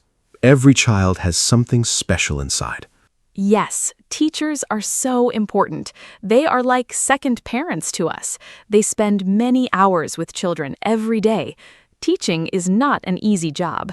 Teachers must be patient and kind. They must explain things clearly. Sometimes a child does not understand a lesson. A good teacher explains it again in a different way. My math teacher was amazing. When I did not understand something, she drew pictures to help me. Pictures made the lesson much easier. I was very grateful for her help. I think we should say thank you to our teachers more often. Teachers work very hard for us every day. Absolutely, Anna. Teachers deserve much more respect and appreciation. In some countries, teachers earn very little money. This is not fair. Teaching is one of the most important jobs in the world. Without good teachers, there are no doctors, engineers, or scientists. Everyone needs a teacher first. I had a history teacher who loved his subject very much. His excitement made us excited too. He told stories about old kings and great events. I never fell asleep in his class. A passionate teacher changes everything. When a teacher loves what they teach, the students feel it. That energy is very powerful and unforgettable. I had a teacher like that too. She taught us English. She brought songs, games, and movies to class. Learning English felt like playing, not studying. I think the way we teach is very important. Old teaching methods were very strict. The teacher spoke and students listened quietly. They could not ask questions. Now, modern teaching is different. Students ask questions, they work in groups, they do projects together. I think this is much better. Children learn more when they are active. They remember things longer when they do them, not just hear them. Good teaching is like a door. It opens the world for children. That is a beautiful way to say it, Anna. Education really opens doors. Let me talk about technology now. Today, many children use computers and tablets at school. They watch videos and play educational games. Technology makes learning very interesting and fast. My little nephew loves learning with his tablet. He watches science videos and then asks his parents many questions. Technology helps children learn at their own speed. Some children are slow learners. That is okay. With technology, they can watch a lesson again and again. This is a great advantage. I think technology is a wonderful tool for education when teachers use it in the right way. Yes, technology is wonderful, but I also think we must be careful. Children should not spend too many hours looking at screens. It is not good for their eyes or their health. Balance is very important. Children need technology, but they also need books, pencils, and paper. Writing by hand is still very important. It helps the brain remember information better. I still write notes by hand when I study something new. It helps me a lot. Also, not all families have tablets or computers at home. Some children are poor. Schools must help these children too. Every child deserves a good education, rich or poor. That is a basic right. You are absolutely right. Education is a human right. Every child in the world should go to school. Sadly, this is not always the case. In some poor countries, many children do not go to school. Some children work instead of studying. They help their families earn money. This is a big problem. Without education, these children have fewer opportunities in the future. Many organizations around the world work to help these children. They build schools and give free books. I think this is very important work. We must support education everywhere. A better educated world is a better and more peaceful world for all of us. That is so sad, but true. Education changes lives. I read a story about a girl in Africa. She walked 5 kilometers every day to go to school. She was very determined. She studied hard and won a scholarship to a university. Now she's a doctor. Her whole village is very proud of her. Stories like this show the true power of education. When we have the chance to study, we must use it. We must not waste it. I always tell young people to study hard and never give up. Learning is sometimes difficult, but it is always worth it. The effort we put into education always brings good results in the end. What an inspiring story. I love hearing things like that. It reminds us how lucky we are. Many of us have schools near our homes. We have books, teachers, and computers. We should not take this for granted. Every morning we go to school, we have a great opportunity. I also want to mention learning languages. Learning a second language is very valuable today. English is spoken all over the world. If you speak English, you can talk to millions of people. You can find better jobs. You can travel more easily. I started learning English at age 8. It was difficult at first, but I kept trying. Now, look at me. I host a podcast in English. Yes, you do, and you do it very well. Learning languages is fantastic. When you learn a new language, you also learn about a new culture. You understand people from other countries better. This is very important in today's world. The world is becoming smaller because of the internet and travel. We meet people from many different countries. Speaking their language is a great sign of respect. Even a few words in someone's language can make them smile. I always try to learn a few words when I visit a new country. People appreciate it so much. Language learning also keeps our brain healthy and active. It is like exercise for the mind. Exercise for the mind. I like that idea very much, Anna. Our brain needs exercise just like our body. Reading books is also great exercise for the brain. I read every day, even if only for 15 minutes. Reading helps us learn new words. It also helps us understand different ideas and opinions.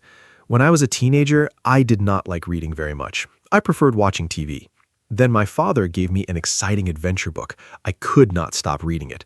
After that book, I fell in love with reading. I think finding the right book for each person is very important. The right book can change your life and make you love reading forever. I love that story, Mark. The right book really can change everything. Parents play a big role in education, too. They are the first teachers in a child's life. Children learn from watching their parents. If parents read books at home, children want to read, too. If parents ask curious questions, children become curious, too. Parents should talk to their children a lot. They should read stories to them before bed. This is very important for children's language development. My mother read to me every night when I was small. I think this is why I love books so much today. Parents must be involved in their child's education. School and home must work together. Totally agree. Parents and teachers must be a team. When they communicate well, children do better in school. Some parents never go to school meetings. They're very busy with work. But it is important to make time. Just one visit to school can make a big difference. The teacher can tell the parents how the child is doing. Parents can share information about problems at home. Together, they can find solutions. My parents always came to my school. They knew all my teachers by name. I felt very supported. I worked harder because I knew my parents cared. Children who feel supported at home do better at school. That connection is truly very powerful. Exactly. Support is everything. Let's talk about university now. After school, many students go to university. University is a place for higher education. Students choose a subject they love. They study it in more depth. University can be very exciting. You meet many new people from different places. You become more independent. You cook for yourself, manage your money, and make your own decisions. University teaches life skills, not only academic knowledge. I studied teaching at university. I loved every minute of it. The friendships I made there are still very strong today. University was a life-changing experience for me. Do you have good memories from university, Mark? Oh, yes, university was amazing. I studied computer science. It was challenging, but very interesting. I learned to think logically and solve problems. These skills help me every day in my work. At university, we also had many group projects. Working in a team taught me a lot. I learned to listen to other opinions. I learned to share ideas and compromise. These are important skills in real life, too. I also joined the university football team. Sport connected me with people from different departments. University is not only about books and exams, it's about growing as a person. I left university feeling much more confident and ready for the world. That is wonderful, Mark. But not everyone goes to university, and that is okay, too. There are many other paths after school. Some people go to vocational schools. There, they learn practical skills like cooking, car repair, or hairdressing. These skills are very valuable. The world needs skilled workers. Not everyone needs a university degree to be successful. What matters most is doing something you love and doing it well. I know a woman who did not go to university. She learned to bake cakes. Now she has her own bakery. She employs 10 people. She is very happy and successful. Success has many different shapes and forms. It is not only one path. That is a great example, Anna. There's no single right path for everyone. The important thing is to never stop learning. Learning does not stop after school or university. We learn every day of our lives. We learn from our experiences. We learn from our mistakes, too. Mistakes are actually very good teachers. When I make a mistake, I try to understand what went wrong. Then I do better next time.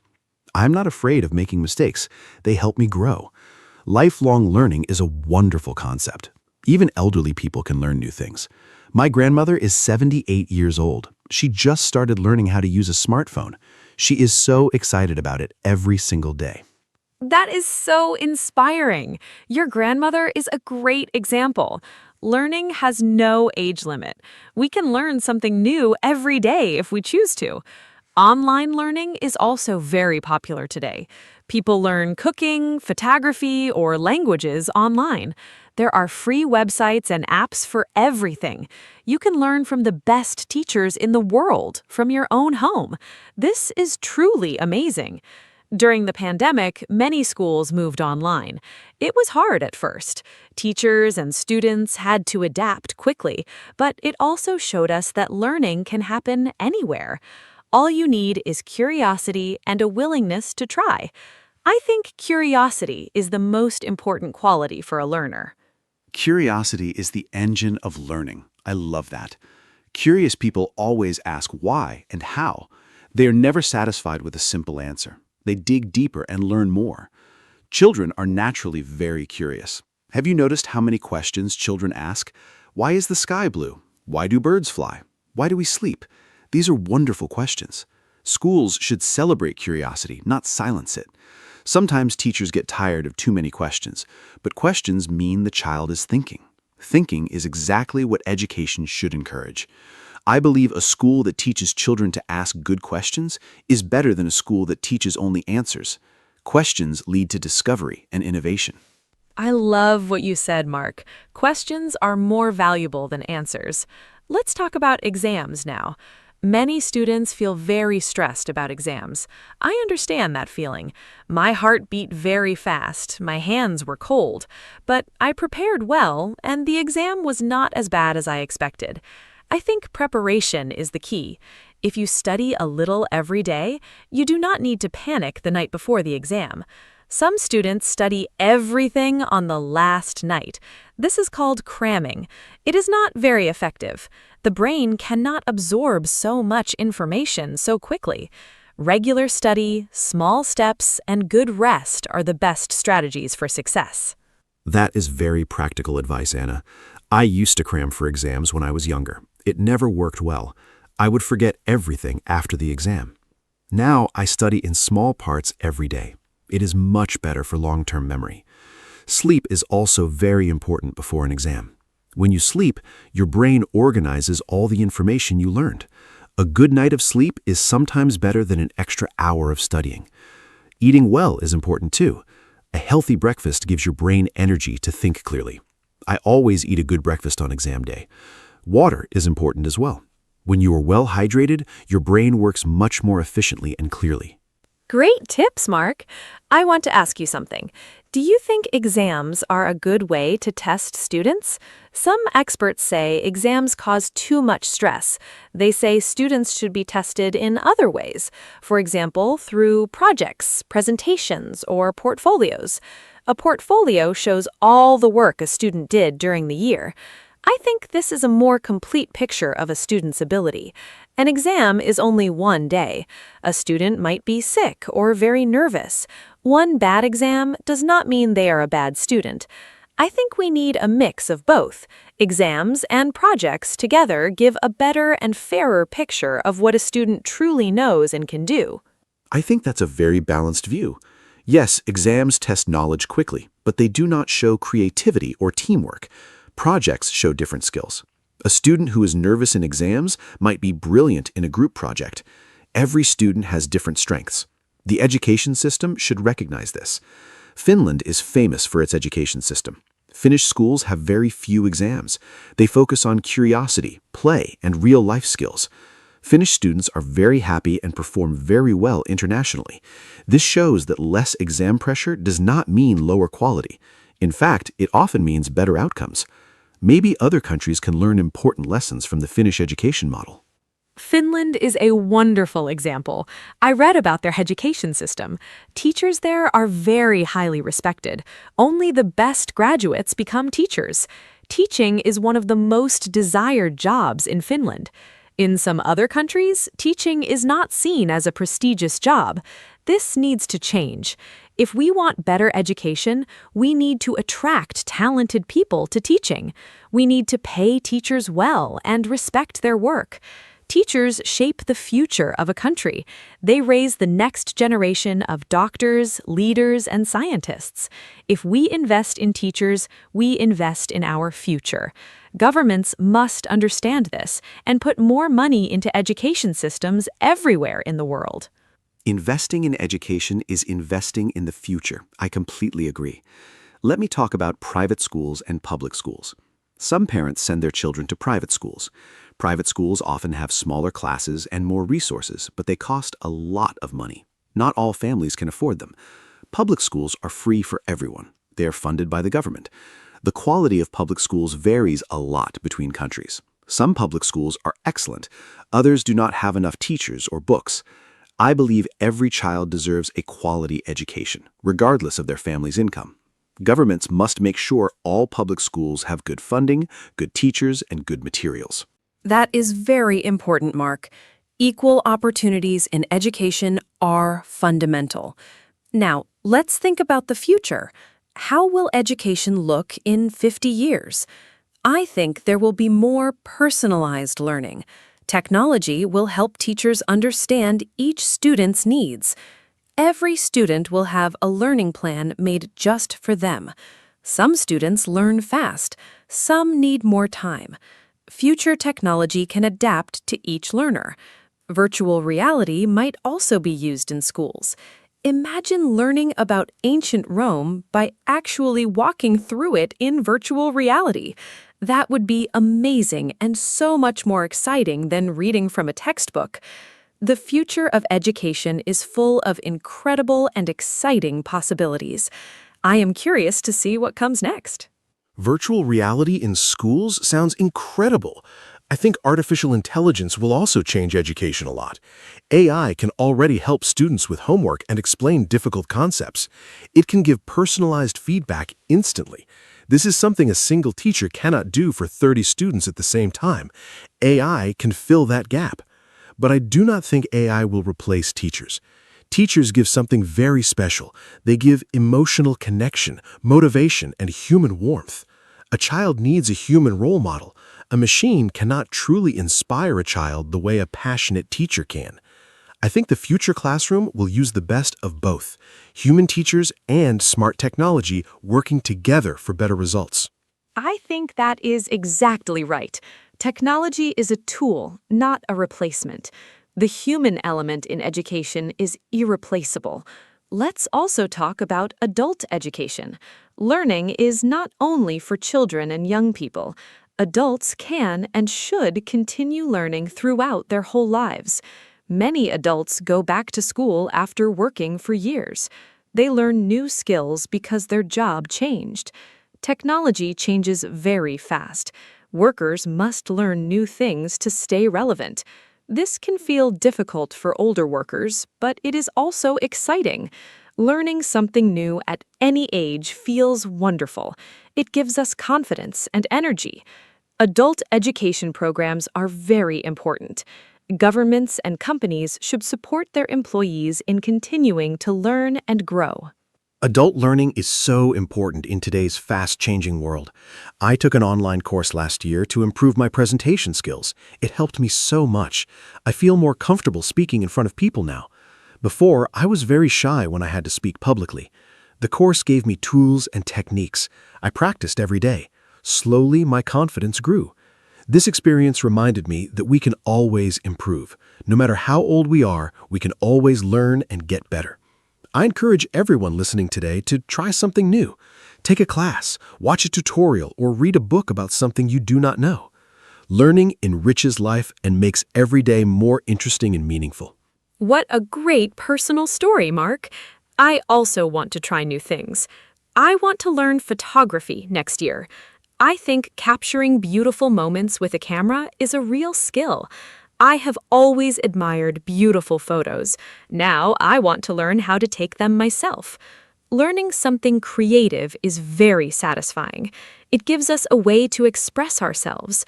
Hobbies are a great form of education too. When we follow our hobbies, we learn without feeling like we are studying. Time passes quickly when we do something we love.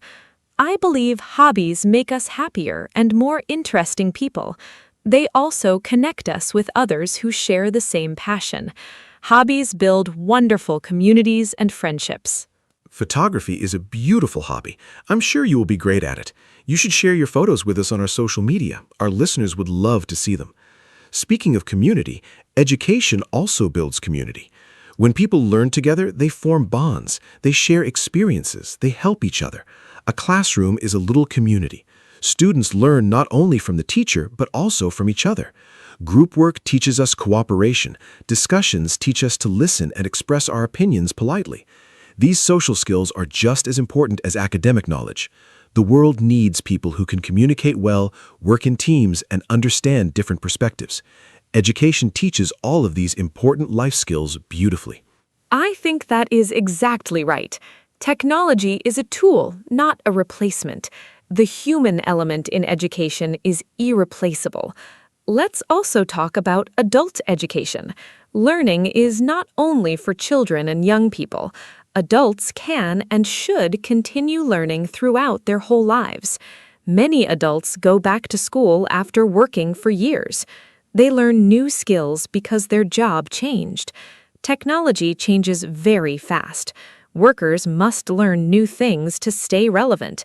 This can feel difficult for older workers, but it is also exciting. Learning something new at any age feels wonderful. It gives us confidence and energy. Adult education programs are very important. Governments and companies should support their employees in continuing to learn and grow. Adult learning is so important in today's fast-changing world. I took an online course last year to improve my presentation skills. It helped me so much. I feel more comfortable speaking in front of people now. Before, I was very shy when I had to speak publicly. The course gave me tools and techniques. I practiced every day. Slowly, my confidence grew. This experience reminded me that we can always improve. No matter how old we are, we can always learn and get better. I encourage everyone listening today to try something new. Take a class, watch a tutorial, or read a book about something you do not know. Learning enriches life and makes every day more interesting and meaningful. What a great personal story, Mark. I also want to try new things. I want to learn photography next year. I think capturing beautiful moments with a camera is a real skill.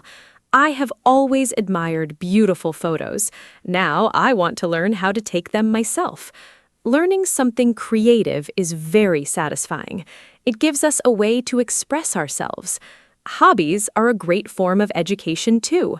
When we follow our hobbies, we learn without feeling like we are studying. Time passes quickly when we do something we love.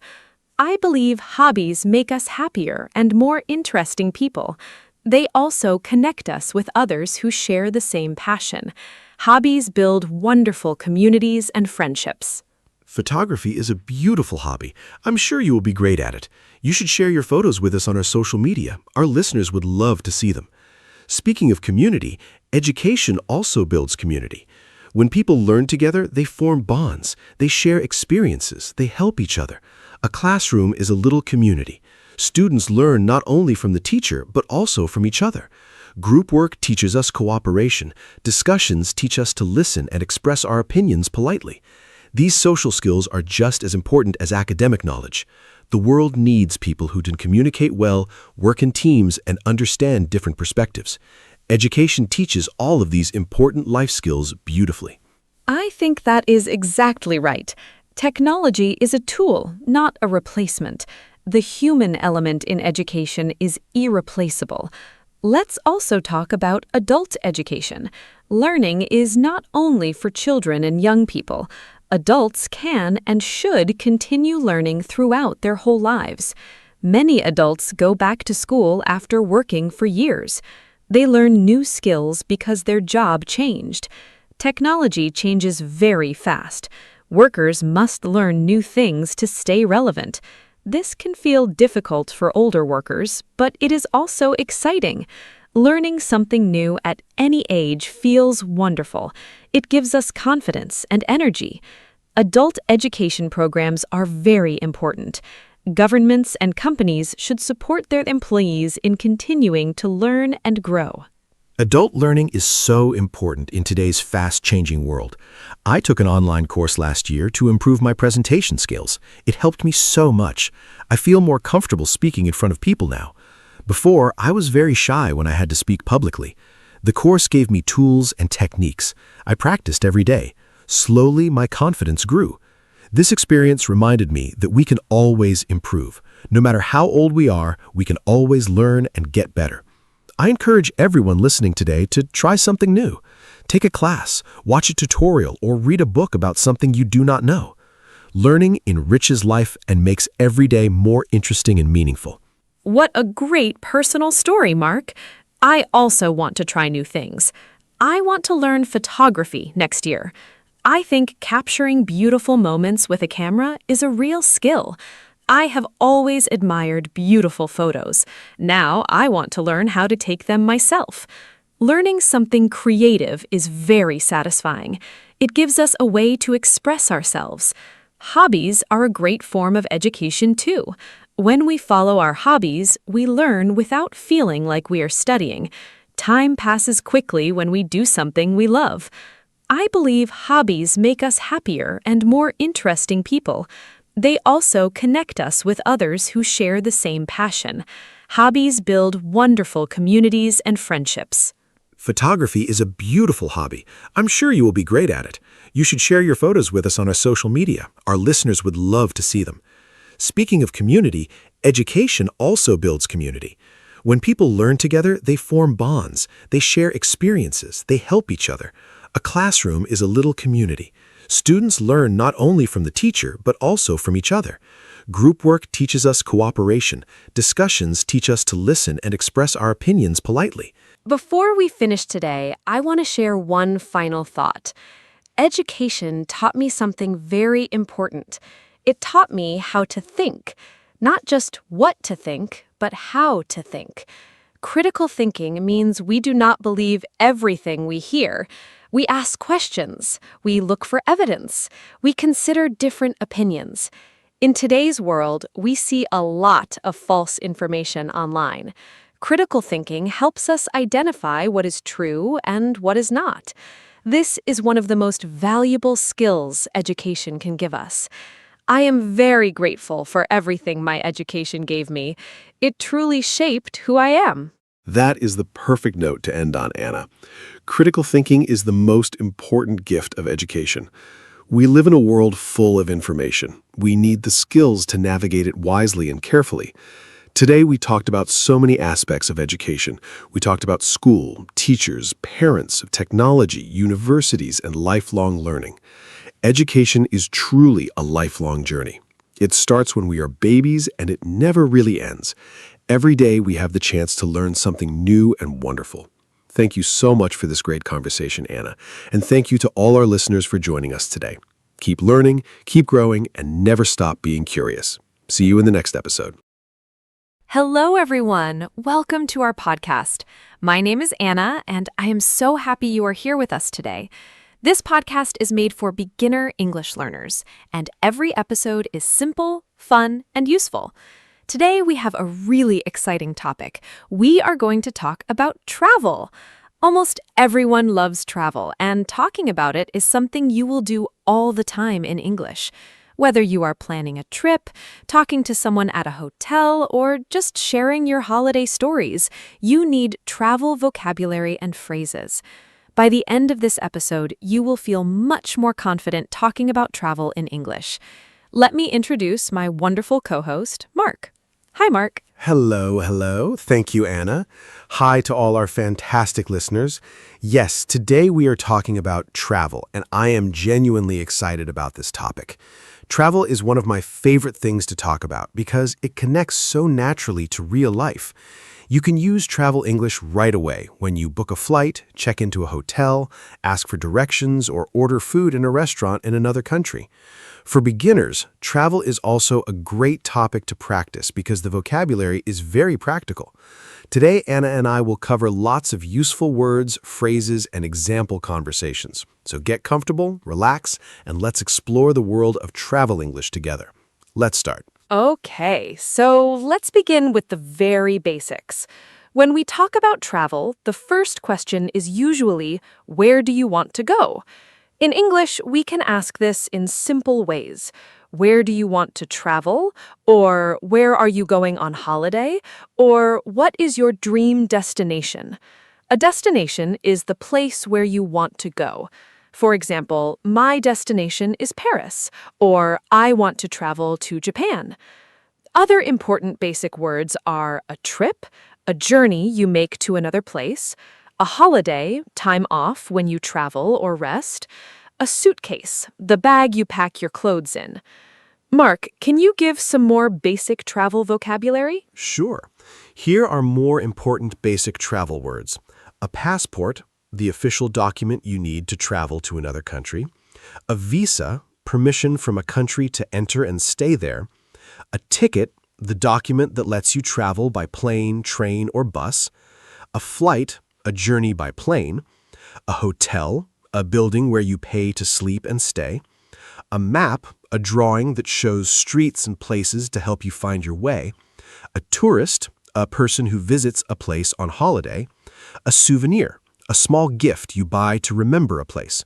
These are all very common words you will hear when you travel. Learn them. Those are great words. Passport, visa, ticket, flight, hotel, map, tourist, souvenir, all so useful. Now let's talk about how to plan a trip. When you plan a travel, the first step is usually to choose your destination. Then you need to book your transport. This means you buy your tickets in advance. I want to book a flight to Rome. Next, you book your accommodation, a place to stay. I need to book a hotel room for 3 nights. Then you pack your suitcase. You put your things inside. Finally, you go to the airport or train station. Mark, can you give some useful phrases for booking a trip? Of course. Here are some very useful phrases for planning a trip. I want to book a flight to London for next Friday. Can I get a return ticket, please? A return ticket means you go and come back. I need a single ticket to Madrid. A single ticket is one way only. I would like to book a hotel room for 2 nights. Do you have any rooms available? What time does the flight depart? Depart means leave. What time does the flight arrive? Is breakfast included in the price? Is breakfast part of the hotel cost? These are all phrases you can use when you plan a real trip. Practice them at home. Is breakfast included? I love that phrase. It is so useful when you stay in a hotel. Now let's talk about the airport, because for many travelers, the airport is the first big experience. At the airport, there are many important areas and words. Check-in. This is where you show your ticket and passport and give your big suitcase to the airline. Security. This is where they check your bags for safety. Gate. This is the door where you board, get onto, the plane. Boarding, when passengers get on the plane. Arrivals, where passengers come in from flights. Departures, where passengers leave for flights. Mark, give us some airport example sentences. Great airport vocabulary, Anna. Here are some useful airport sentences. Where is the check-in desk for flight BA204? Please put your bags on the belt at security. Your gate is number 14. Boarding starts at 2:30. Please have your boarding pass ready. A boarding pass is the document that lets you get on the plane. Is this the gate for the flight to Tokyo? The flight has been delayed by 1 hour.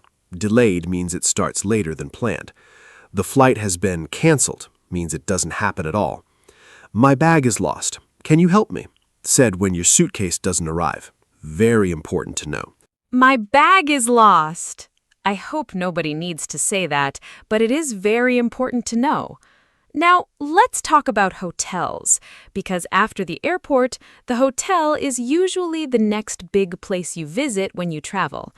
At a hotel, you check in when you arrive and check out when you leave. The reception or front desk is where you go to get your room key and ask questions. The room can be single for one person or double for two. Other useful words: room service, food delivered to your room. A lift takes you between floors. Mark, what phrases can you give for talking to hotel staff? Sure. Here are very useful hotel phrases. I have a reservation under the name Anna Smith. A reservation is a booking you made before. Can I check in, please? My name is Mark. What time is checkout? Checkout is when you must leave the room. Can I have a wake-up call at 7 o'clock, please? Is there free Wi-Fi in the hotel? My room is too cold. Can you help? The shower is not working. Can I have an extra pillow, please? I would like a room with a sea view. Can you recommend a good restaurant nearby? Nearby means close to here. These are all real phrases hotel guests use every day. Practice them. I would like a room with a sea view. That sounds like a wonderful dream. Now, let's talk about different types of transport. There is the plane, the fastest way to travel far. A train, great for traveling between cities, comfortable and fast. A bus, cheaper than a train and good for shorter distances. A ferry, a boat that carries passengers across water between islands or countries. A taxi, a car with a driver that you pay. A car rental, you rent a car and drive yourself. Mark, what type of transport do you prefer when you travel? Great question. Personally, I love traveling by train because I can relax, look out of the window, and enjoy the scenery. Scenery means the view of nature and landscapes around you. But I also love road trips, traveling by car to different places, making stops along the way. Here are some useful transport phrases.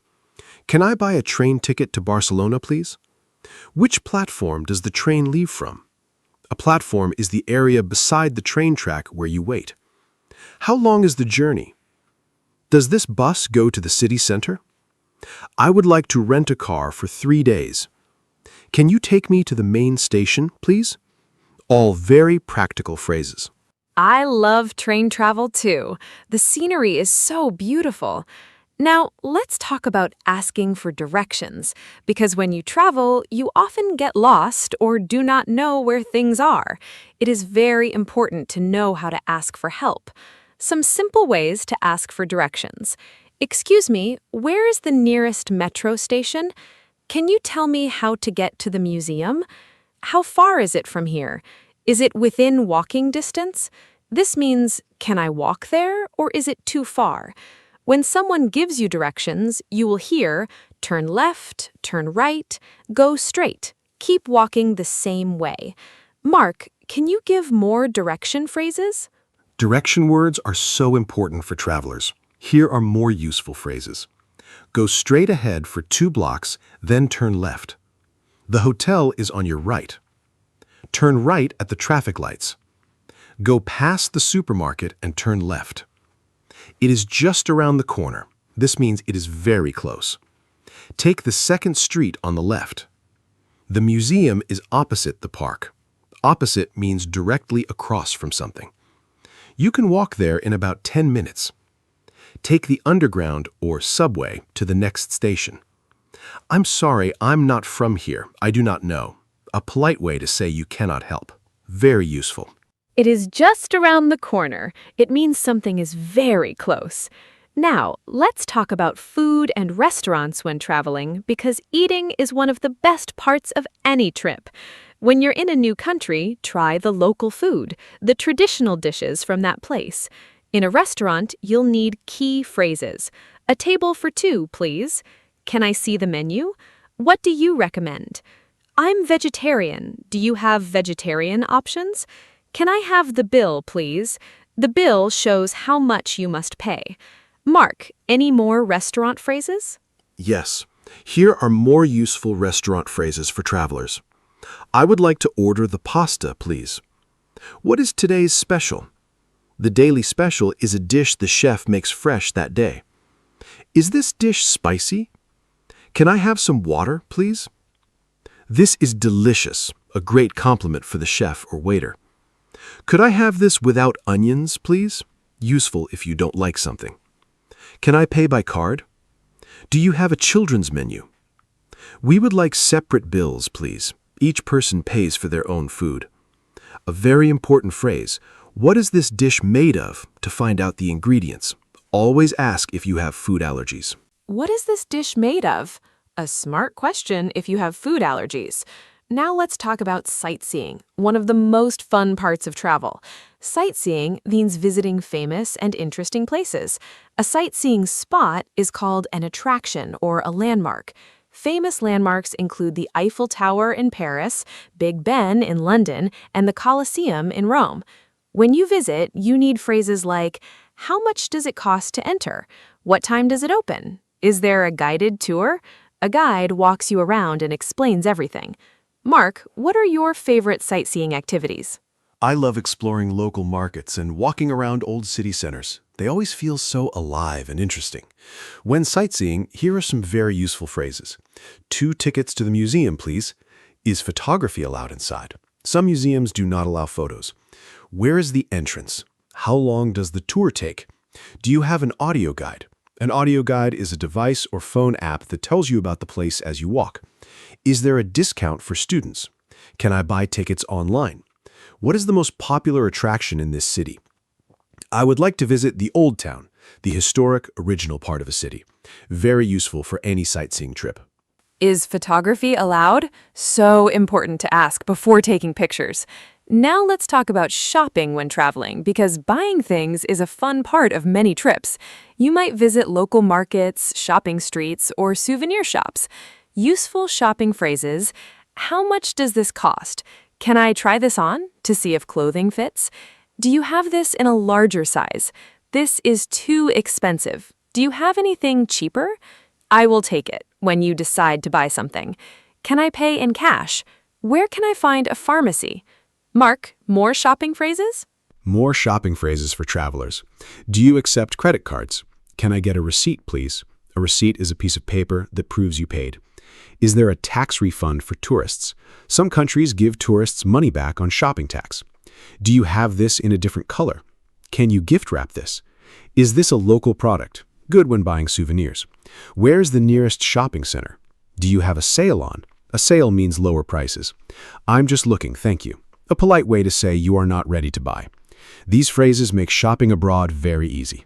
I'm just looking, thank you. I use that phrase all the time.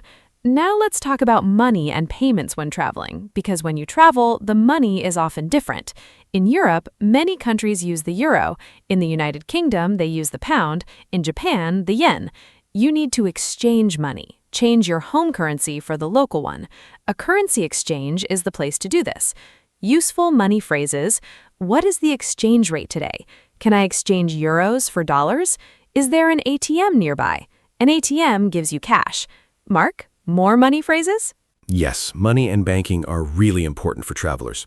Here are more useful phrases. I would like to withdraw some cash. To withdraw means to take money out. Can I use my debit card here? Is there a fee for using this ATM? My card is not working. Can you help? How much does this cost in euros? Do you take foreign currency? Some shops accept the money of other countries. I have traveler's checks. Traveler's checks are a safe way to carry money abroad. Can I get change for this note? A note is paper money. A very practical tip, always tell your bank before you travel so they do not block your card. Tell your bank before you travel. Such very practical advice. I forgot once and my card was blocked on the first day. Very stressful.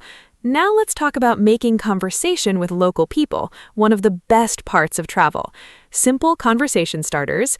Excuse me, do you speak English? I'm a tourist. Can you help me? I'm visiting from South Korea. This is my first time here. I love your city. What do you recommend? What is the best time of year to visit? Mark, can you give more phrases for friendly conversations with local people? Meeting local people is the best part of travel. Here are more friendly phrases. How long have you lived here? What is your favorite thing about this place? Are there any hidden gems nearby? A hidden gem is a wonderful place few tourists know about. What local dish must I try? Is this area safe for tourists? I'm staying here for 1 week. I'm traveling alone. I'm traveling with my family. Is there a local market to visit? Thank you so much for your help. And when someone is extra helpful, you made my day. They made you feel very happy. You made my day is such a warm and friendly expression to know. Now let's talk about common travel problems, because not every trip goes perfectly. Sometimes things go wrong and you need to ask for help. Common problems include a delayed or canceled flight, a lost bag, feeling sick, or losing your passport. Useful phrases for problems: I need help, please. I have lost my passport. I feel sick. Is there a doctor nearby? My bag did not arrive. I missed my train. What can I do? Where is the nearest hospital? I need to contact my embassy. Mark, can you give more problem-solving phrases? Problem phrases are so important. Here are more useful ones. I do not understand. Can you say that again more slowly? Can you write it down for me, please?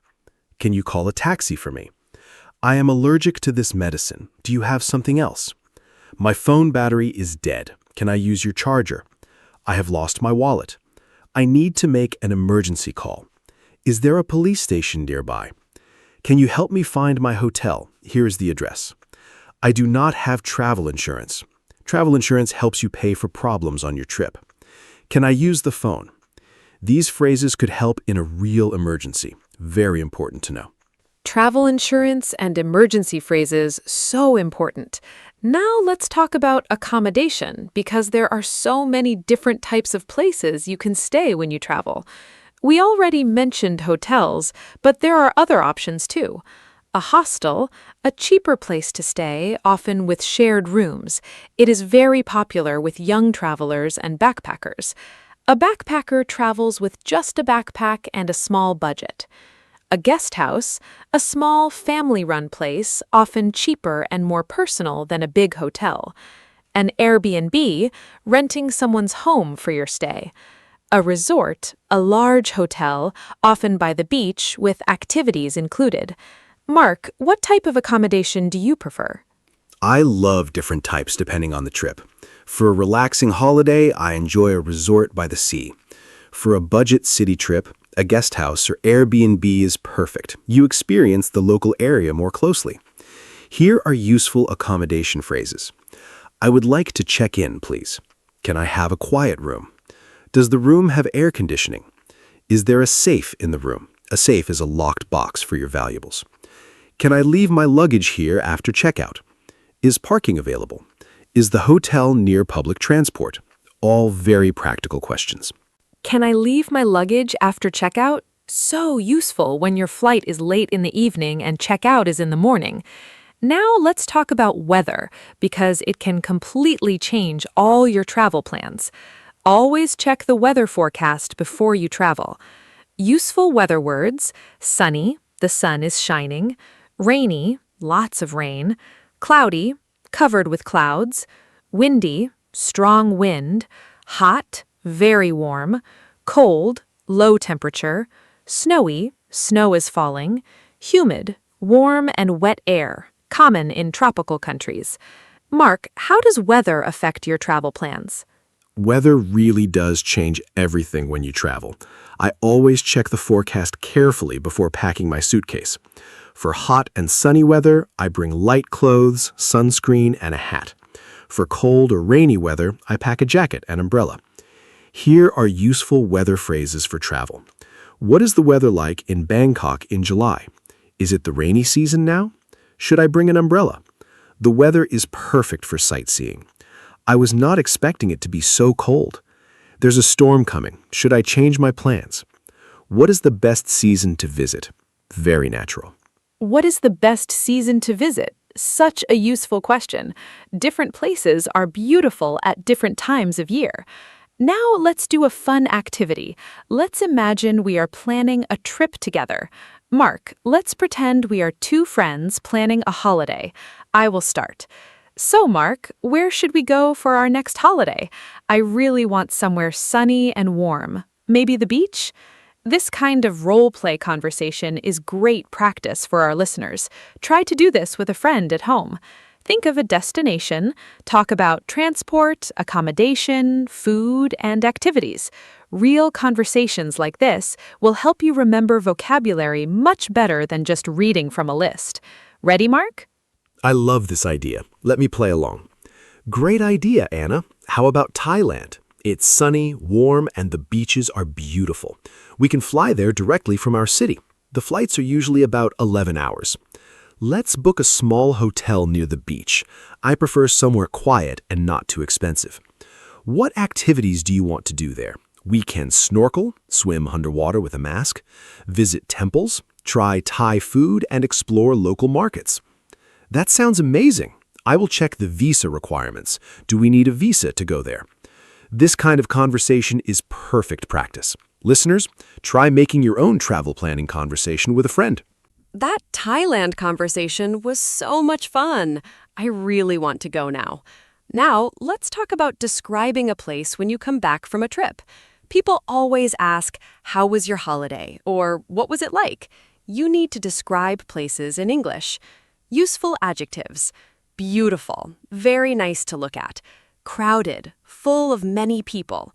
Peaceful, quiet and calm. Exciting, full of interesting things to do. Expensive, costs a lot. Affordable, good value. Amazing, incredible, wonderful. Disappointing, not as good as you expected. Mark, can you give some example sentences? Describing places is so much fun. Here's some natural example sentences. The old town was absolutely beautiful. The streets were narrow and full of history. The beach was very crowded in summer, but still lovely. The mountains were peaceful and perfect for walking. The mood market was exciting. There were so many different smells and colors. The hotel was clean, comfortable, and very affordable. Unfortunately, the weather was disappointing. It rained every day. The city was amazing. I want to go back. The local people were incredibly friendly and welcoming. Notice the adjectives. They paint a picture for the listener. Describing places with feeling and detail makes your stories much more interesting to listen to. Those descriptions are absolutely wonderful. The streets were narrow and full of history. I can picture it perfectly. Now, let's learn some very useful travel expressions that English speakers use all the time. Hit the road. This means to start a journey. Live out of a suitcase. To travel so much you never stay in one place long. Off the beaten track. Going to places not popular with most tourists. Explore the world. To travel and discover new places. Jet lag. Feeling very tired after changing time zones. Mark, can you give examples using these travel expressions?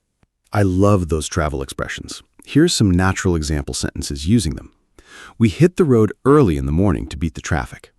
She basically lives out of a suitcase because she travels so much. I prefer off-the-beaten-track destinations away from big crowds.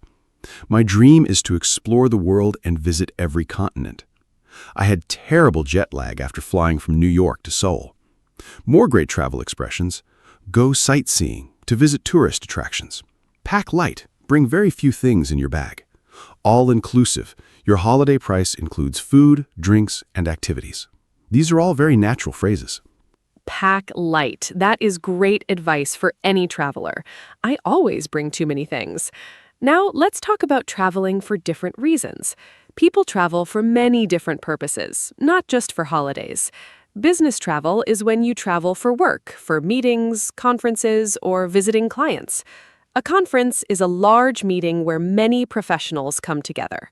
Study abroad means going to another country to study at a school or university. This is very popular with students. Adventure travel is when you travel to do exciting physical activities like hiking, climbing, or whitewater rafting. Cultural travel is when you travel to learn about history, art, and traditions. Mark, have you done any of these? Yes, I have. I've done business travel, and I absolutely love it when I can combine it with exploring the city, too. I also went hiking in Nepal once. It was one of the most incredible experiences of my life. The mountains were breathtaking, so beautiful. Here are useful phrases for different types of travel. I am here on a business trip. I'm attending a conference. I'm studying here for 1 semester. I'm backpacking through Southeast Asia. I went on a hiking trip in the Alps. I'm on a cultural tour of Italy. All natural phrases for explaining why you are traveling. Breathtaking. What a great word. It means so beautiful it takes your breath away. Now, I want to talk about a very modern topic, traveling with technology. Today, technology makes travel so much easier. You can use apps and websites to book flights, find hotels, get directions, and even translate languages. Some very useful travel apps include Google Maps for directions and finding places, Google Translate to translate words and signs in other languages, Booking.com or Airbnb for finding accommodation, TripAdvisor to read reviews of hotels and restaurants, a weather app to check the forecast, and your bank's app to check your balance. Mark, how do you use technology when you travel? Technology has completely changed how I travel.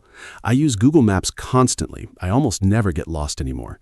I also use translation apps a lot, especially in countries where I do not speak the language. They are amazing for reading menus, signs, and asking for help. Here are some useful technology phrases for travelers. Can you recommend a good travel app? What is the Wi-Fi password? Is there free Wi-Fi in the lobby? My phone has died. Where can I charge it? I need to buy a local SIM card. A SIM card gives local phone service. Does the hotel have a charging station? Can I connect to the Wi-Fi here? Technology really makes every trip smoother and safer. What is the Wi-Fi password? Honestly, one of the most important modern travel phrases. Now, let's do a short practice quiz for our listeners. I will ask a question, and Mark will answer using today's travel vocabulary. Listeners, please try to think of your own answer before Mark speaks. First question. You arrive at a hotel. What do you say to the receptionist? Think about the phrases we learned. I have a reservation, I would like to check in, and your name. Then ask about Wi-Fi and checkout time. Imagining real situations is one of the very best ways to improve your English. Great quiz, Anna. Okay, here's my answer. At the hotel reception, I would say, "Hello, I have a reservation under the name Mark Johnson." Then the receptionist asks for my passport and gives me my key. I then ask, "What time is checkout? Is breakfast included in the price? Is there free Wi-Fi in the room? Can you recommend a good restaurant for dinner nearby?" And when I go to my room, if there is a problem, I would say, "Excuse me, the air conditioning is not working." Or, "Can I have an extra towel, please?" These are all completely natural hotel conversations.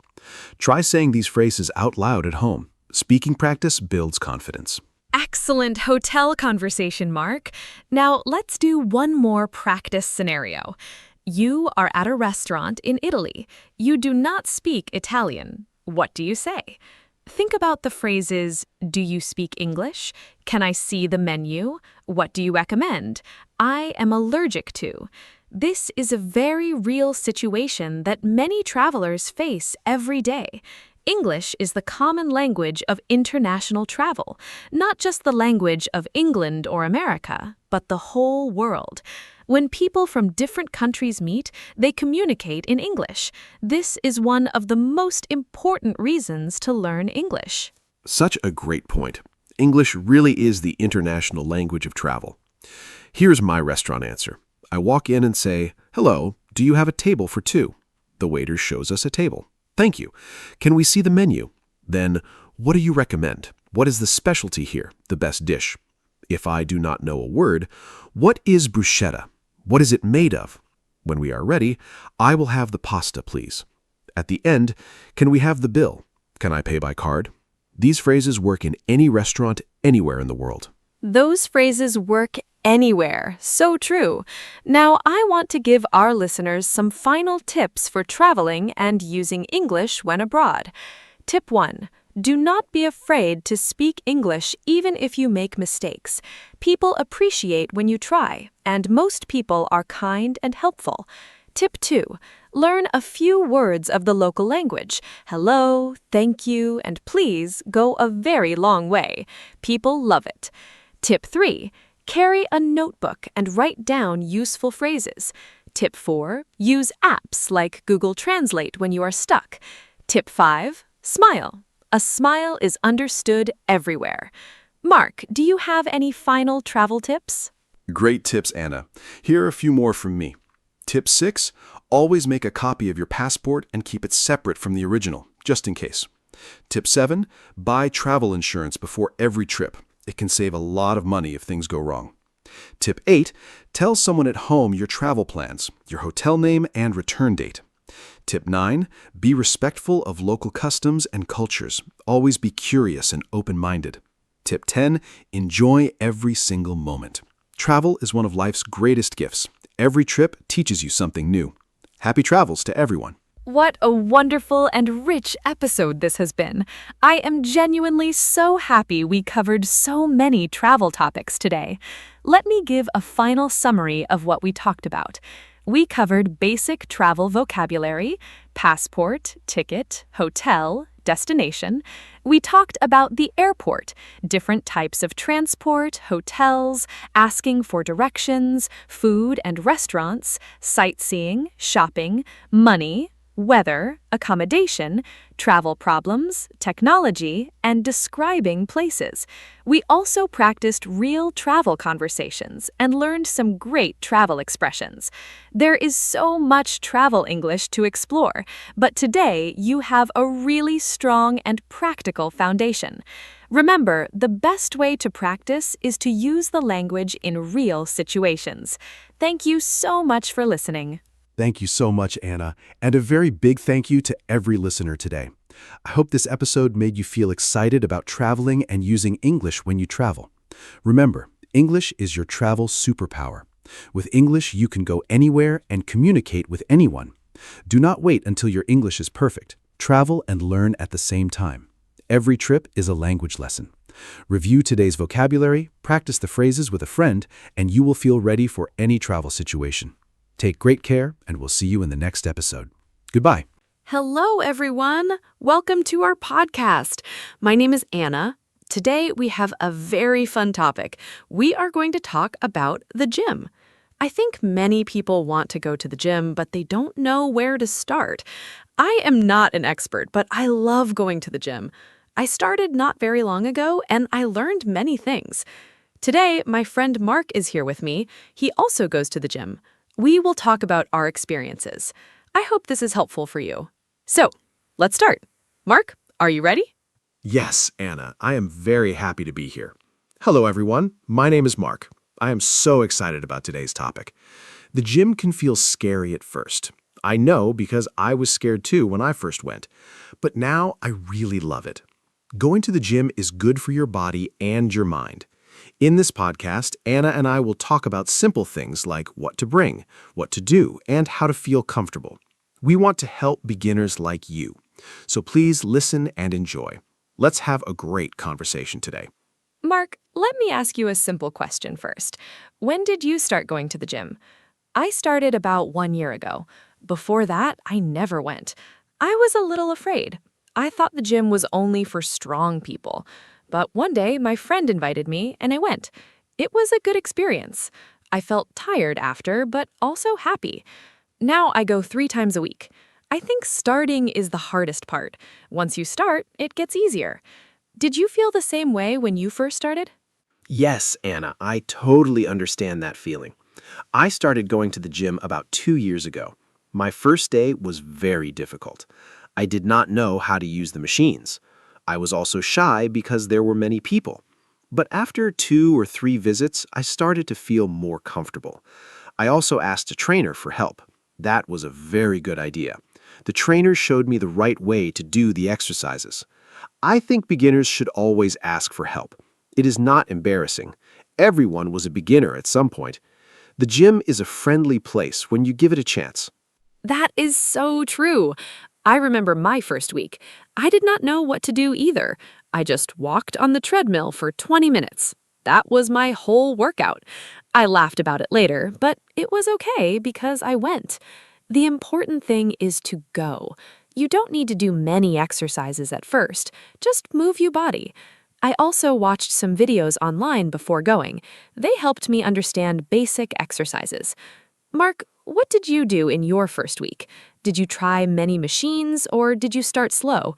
I think everyone starts differently, and that is fine. Anna, I started very slow too. In my first week, I only did simple things.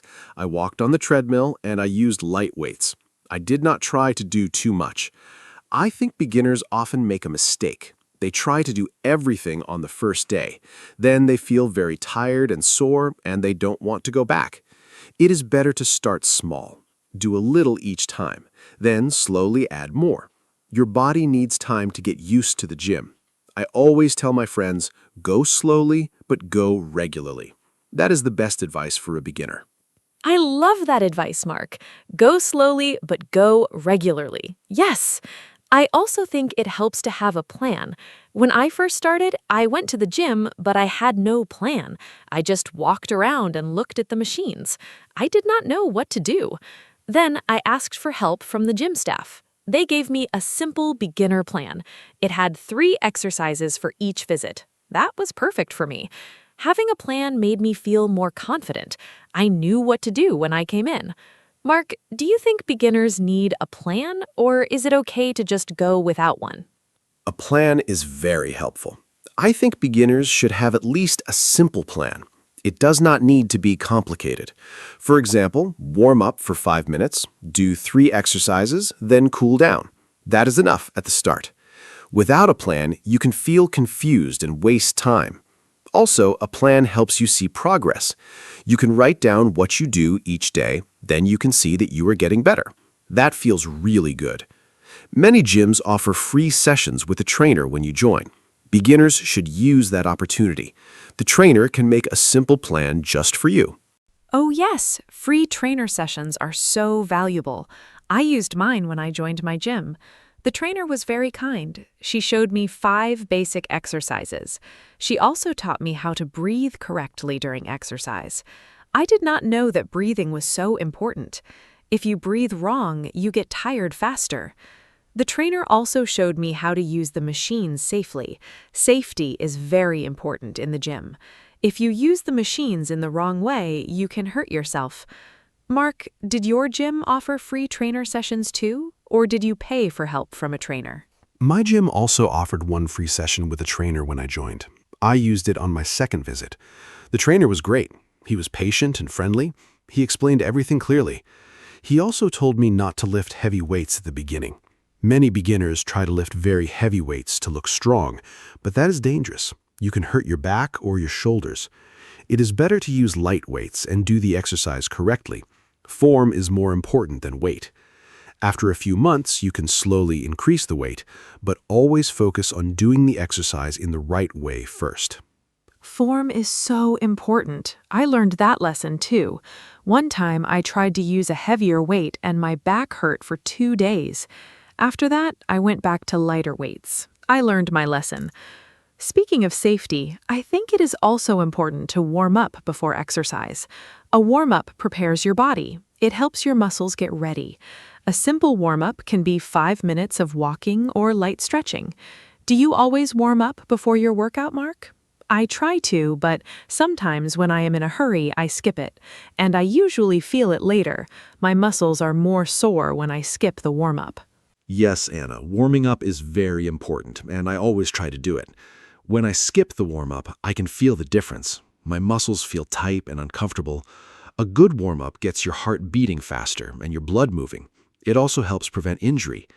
I usually walk on the treadmill for 5 minutes, then do some light stretching. That takes about 10 minutes total. It is not long, but it makes a big difference. I also do a cool down at the end of my workout. That is also important. Cooling down helps your heart rate go back to normal slowly and reduces soreness the next day. Yes, the cool down is something I also do now.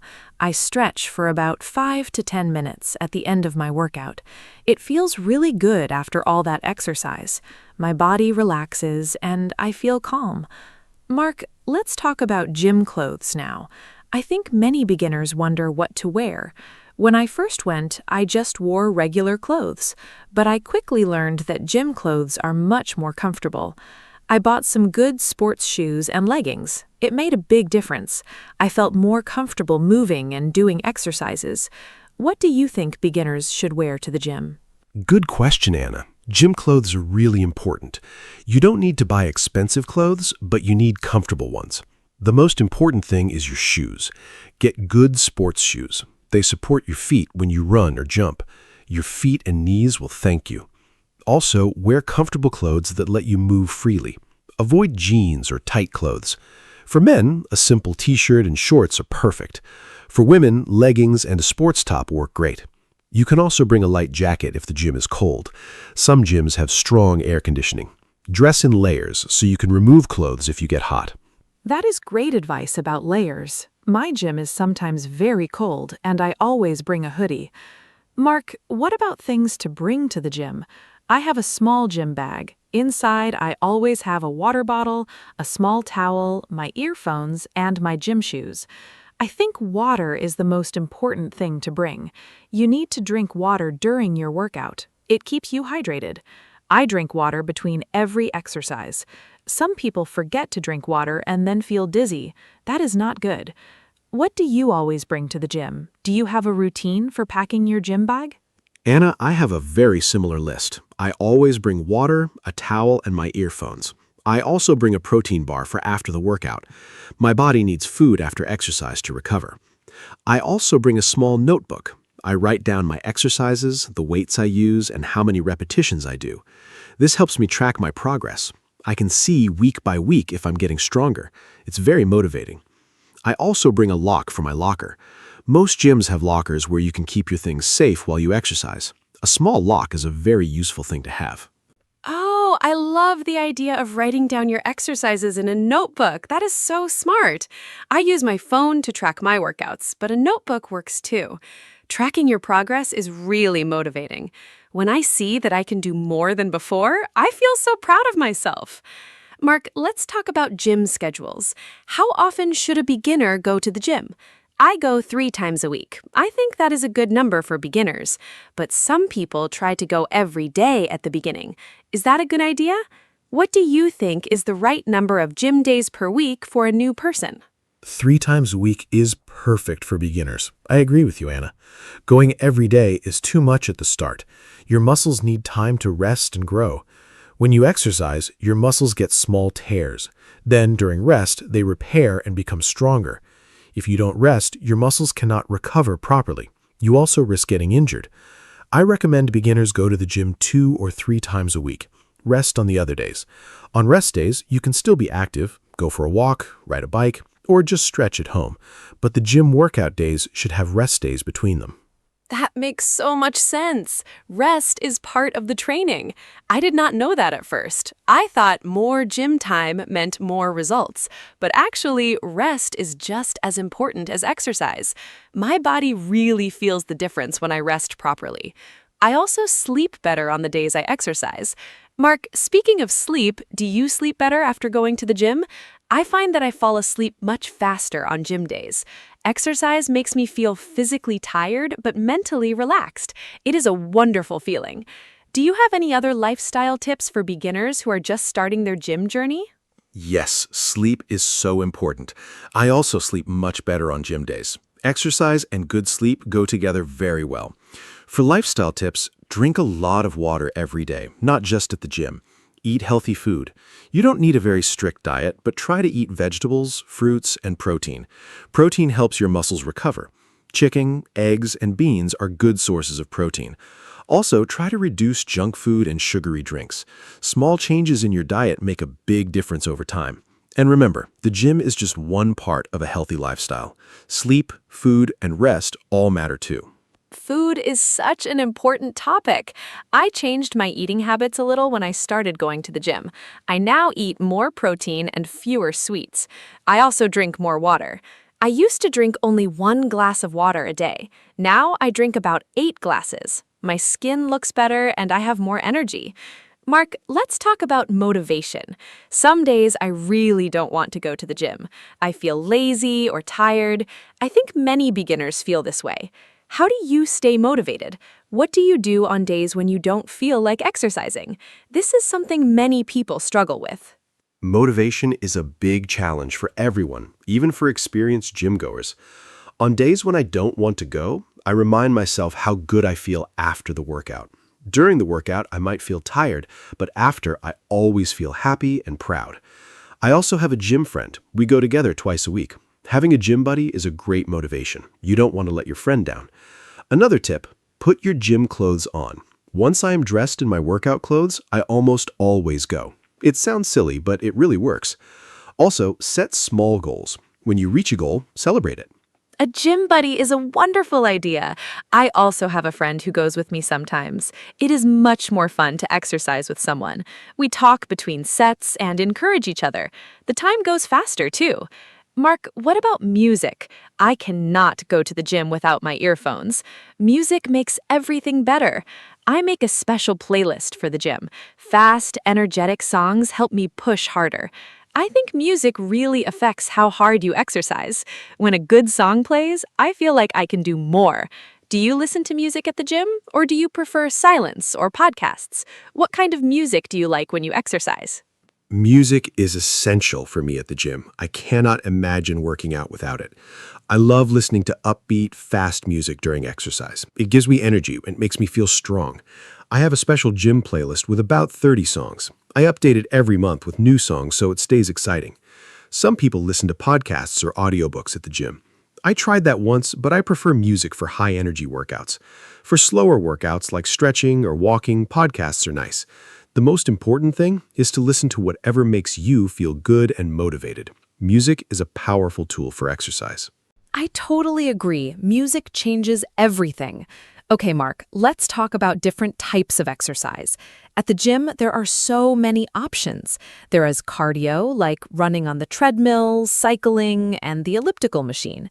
Then there is weight training, like lifting dumbbells and using weight machines. There's also group classes like yoga, Zumba, and spinning. It can be confusing for a beginner. I started with cardio because it felt familiar. Walking and running, I knew how to do those things. I felt comfortable there. What do you recommend for beginners? Should they start with cardio or weights? What is your opinion? That is a great question. I think beginners should do a mix of both cardio and weights. Cardio is good for your heart and burns calories. Weights are good for building muscle and making your body stronger. You don't need to choose just one. A simple beginner program might be 10 minutes of cardio to warm up, then some basic weight exercises, then 10 minutes of cardio or stretching at the end. This is a good balanced workout. Group classes are also great for beginners. The instructor leads the class, so you just follow along. Classes like yoga or beginner aerobics are perfect for people who don't know what to do on their own. Group classes changed everything for me. I joined a beginner yoga class at my gym, and I loved it. The instructor was very patient and explained every pose.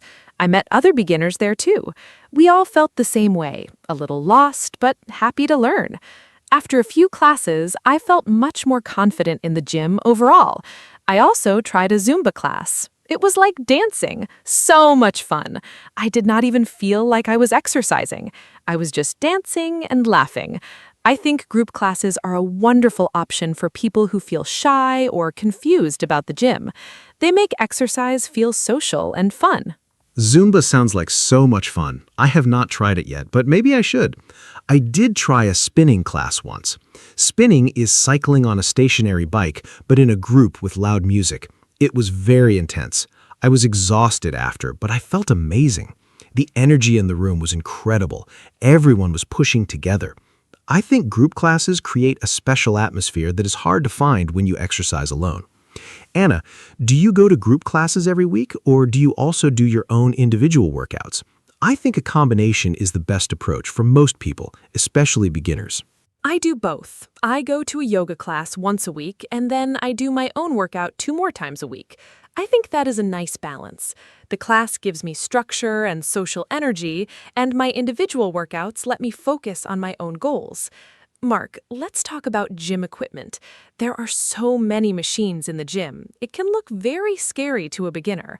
I remember walking in and seeing all the big machines and thinking, I have no idea what to do. which machines do you think are the best for beginners?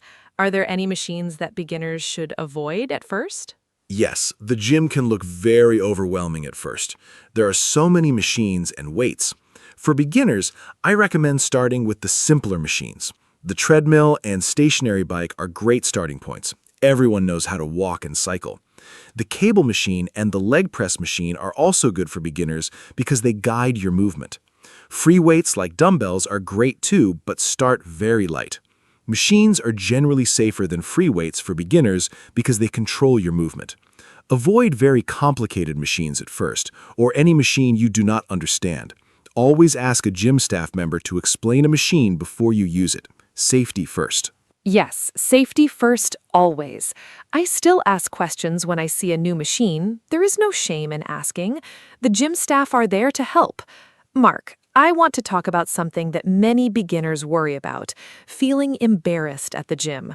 I know I felt very self-conscious when I first started. I thought everyone was looking at me and judging me. But was that true? No. People at the gym are focused on their own workouts. They are not watching you. Have you ever felt self-conscious at the gym? How did you deal with those feelings? I think this is something many beginners need to hear.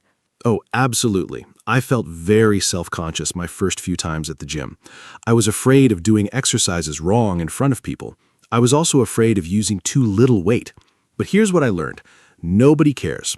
Everyone at the gym is thinking about their own workout. They are not looking at you.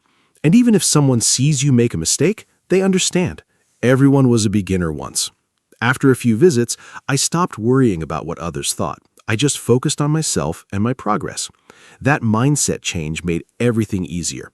Go to the gym for yourself, not for anyone else. Your only competition is your past self. I love that. Your only competition is your past self. That is so motivating. It is so true. I only compare myself to who I was last month, not to other people. Everyone is on a different journey. Mark, let's talk about progress. How long does it take to see results at the gym?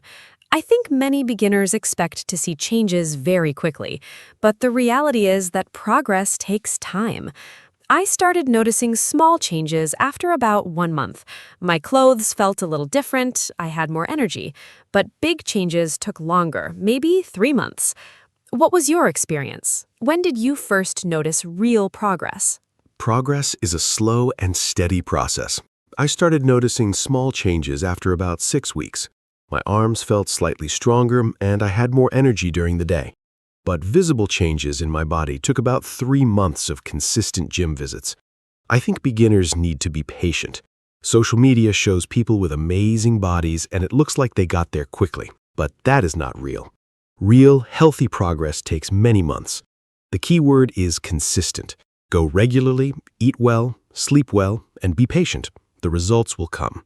Also, remember that feeling stronger and having more energy are results too, even before you see big physical changes. Consistency is the key. I could not agree more. Going regularly, even when you don't feel like it, that is what makes the difference. Mark, what about gym etiquette? There are some unwritten rules at the gym. As a beginner, I did not know these rules at first. For example, you should wipe down the equipment after you use it. You should not leave weights on the floor. You should not talk loudly on your phone.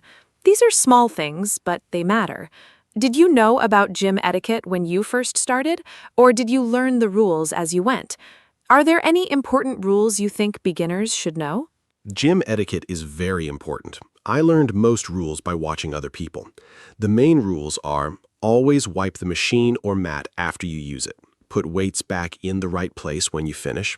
Do not occupy a machine when you are not using it. And don't give people unsolicited advice. If someone is exercising, do not interrupt them unless it is urgent. Also, be mindful of personal space. Give people room to exercise comfortably. Be friendly, but respect that some people want to focus and be quiet.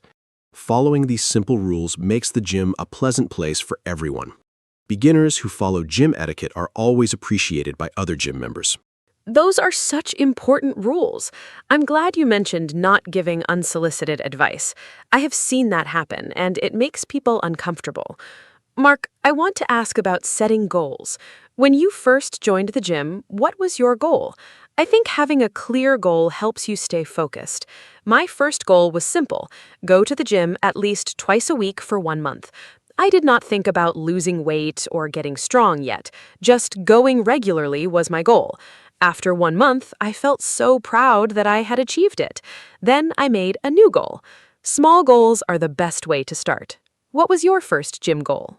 My first goal was also very simple. I wanted to go to the gym 8 times in 1 month. That's twice a week. I wrote it on a piece of paper and put it on my refrigerator. Every time I went to the gym, I put a check mark. Seeing those check marks was very motivating. When I reached 8, I celebrated with a small treat. Setting and reaching goals, even small ones, builds confidence. After my first month, I set a new goal: to do 10 push-ups without stopping. It took me 6 weeks, but I did it. That feeling was wonderful. Goals give you direction and purpose. Without goals, it's easy to lose motivation and stop going. I love the checkmark idea. I might try that. Mark, what about people who want to lose weight? Many beginners go to the gym specifically for weight loss. Is the gym the right place for that? And what kind of exercises help with weight loss? I know that cardio burns calories, but I also heard that weight training is good for weight loss too. My trainer told me that muscle burns more calories than fat, even when you are resting. Is that true? I found that a little surprising at first. I always thought only running and cycling help you lose weight. What do you know about exercise and weight loss for beginners? Yes, that is true. Muscle burns more calories than fat, even when you're resting. So building muscle through weight training is great for weight loss in the long run. But cardio is also excellent for burning calories during the workout itself. For weight loss, a combination of cardio and weight training is the best approach. But diet is equally, maybe even more important than exercise. You cannot out-exercise a bad diet. If you eat too much unhealthy food, exercise alone will not give you the results you want. Eat a balanced diet with protein, vegetables, and good carbohydrates. Reduce sugar and processed food. Combine that with regular gym visits and you will see results. Diet and exercise together, that is the winning combination. I noticed that my eating habits naturally got better after I started going to the gym. I did not want to ruin my hard work by eating junk food, so the gym actually inspired me to eat better too. Mark, let's talk about gym memberships. Gyms can be expensive. How should a beginner choose a gym? There are big, fancy gyms and smaller, simpler gyms. I go to a medium-sized gym. It is not too fancy, but it has everything I need. I pay a monthly fee.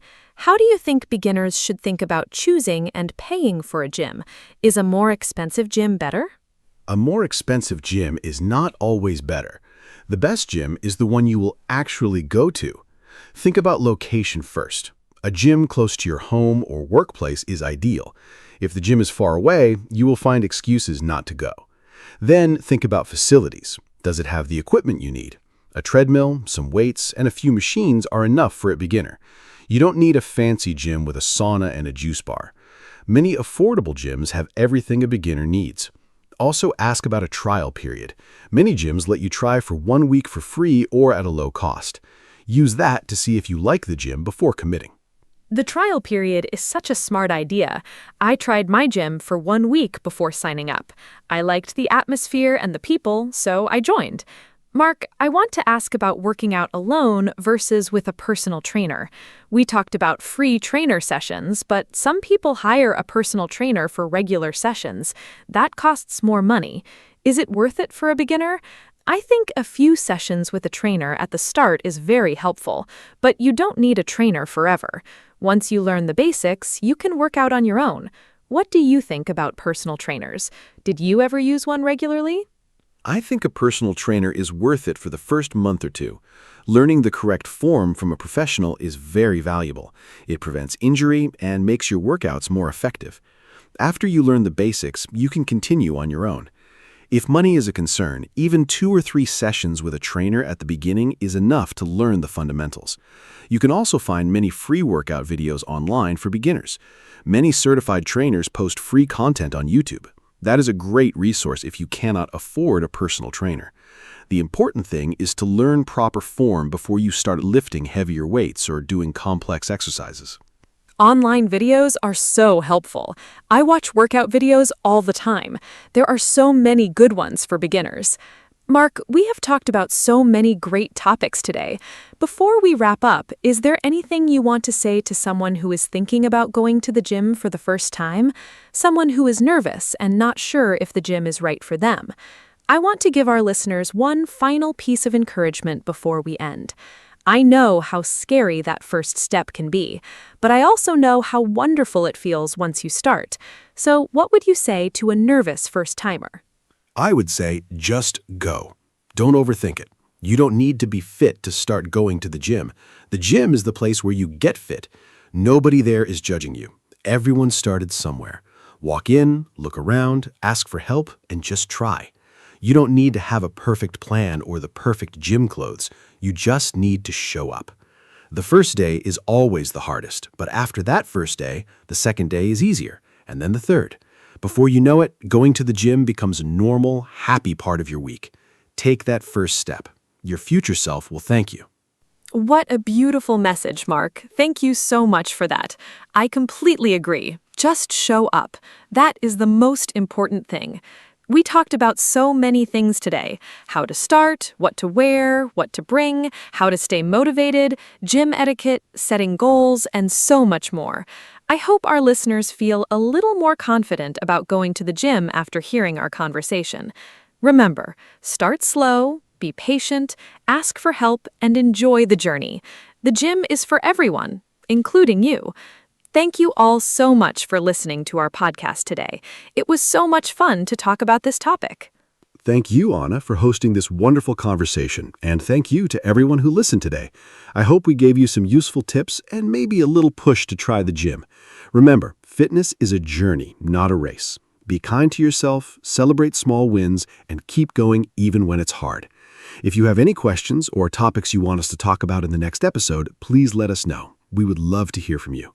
Until next time, stay active, stay healthy, and keep smiling. See you in the next episode. Goodbye, everyone.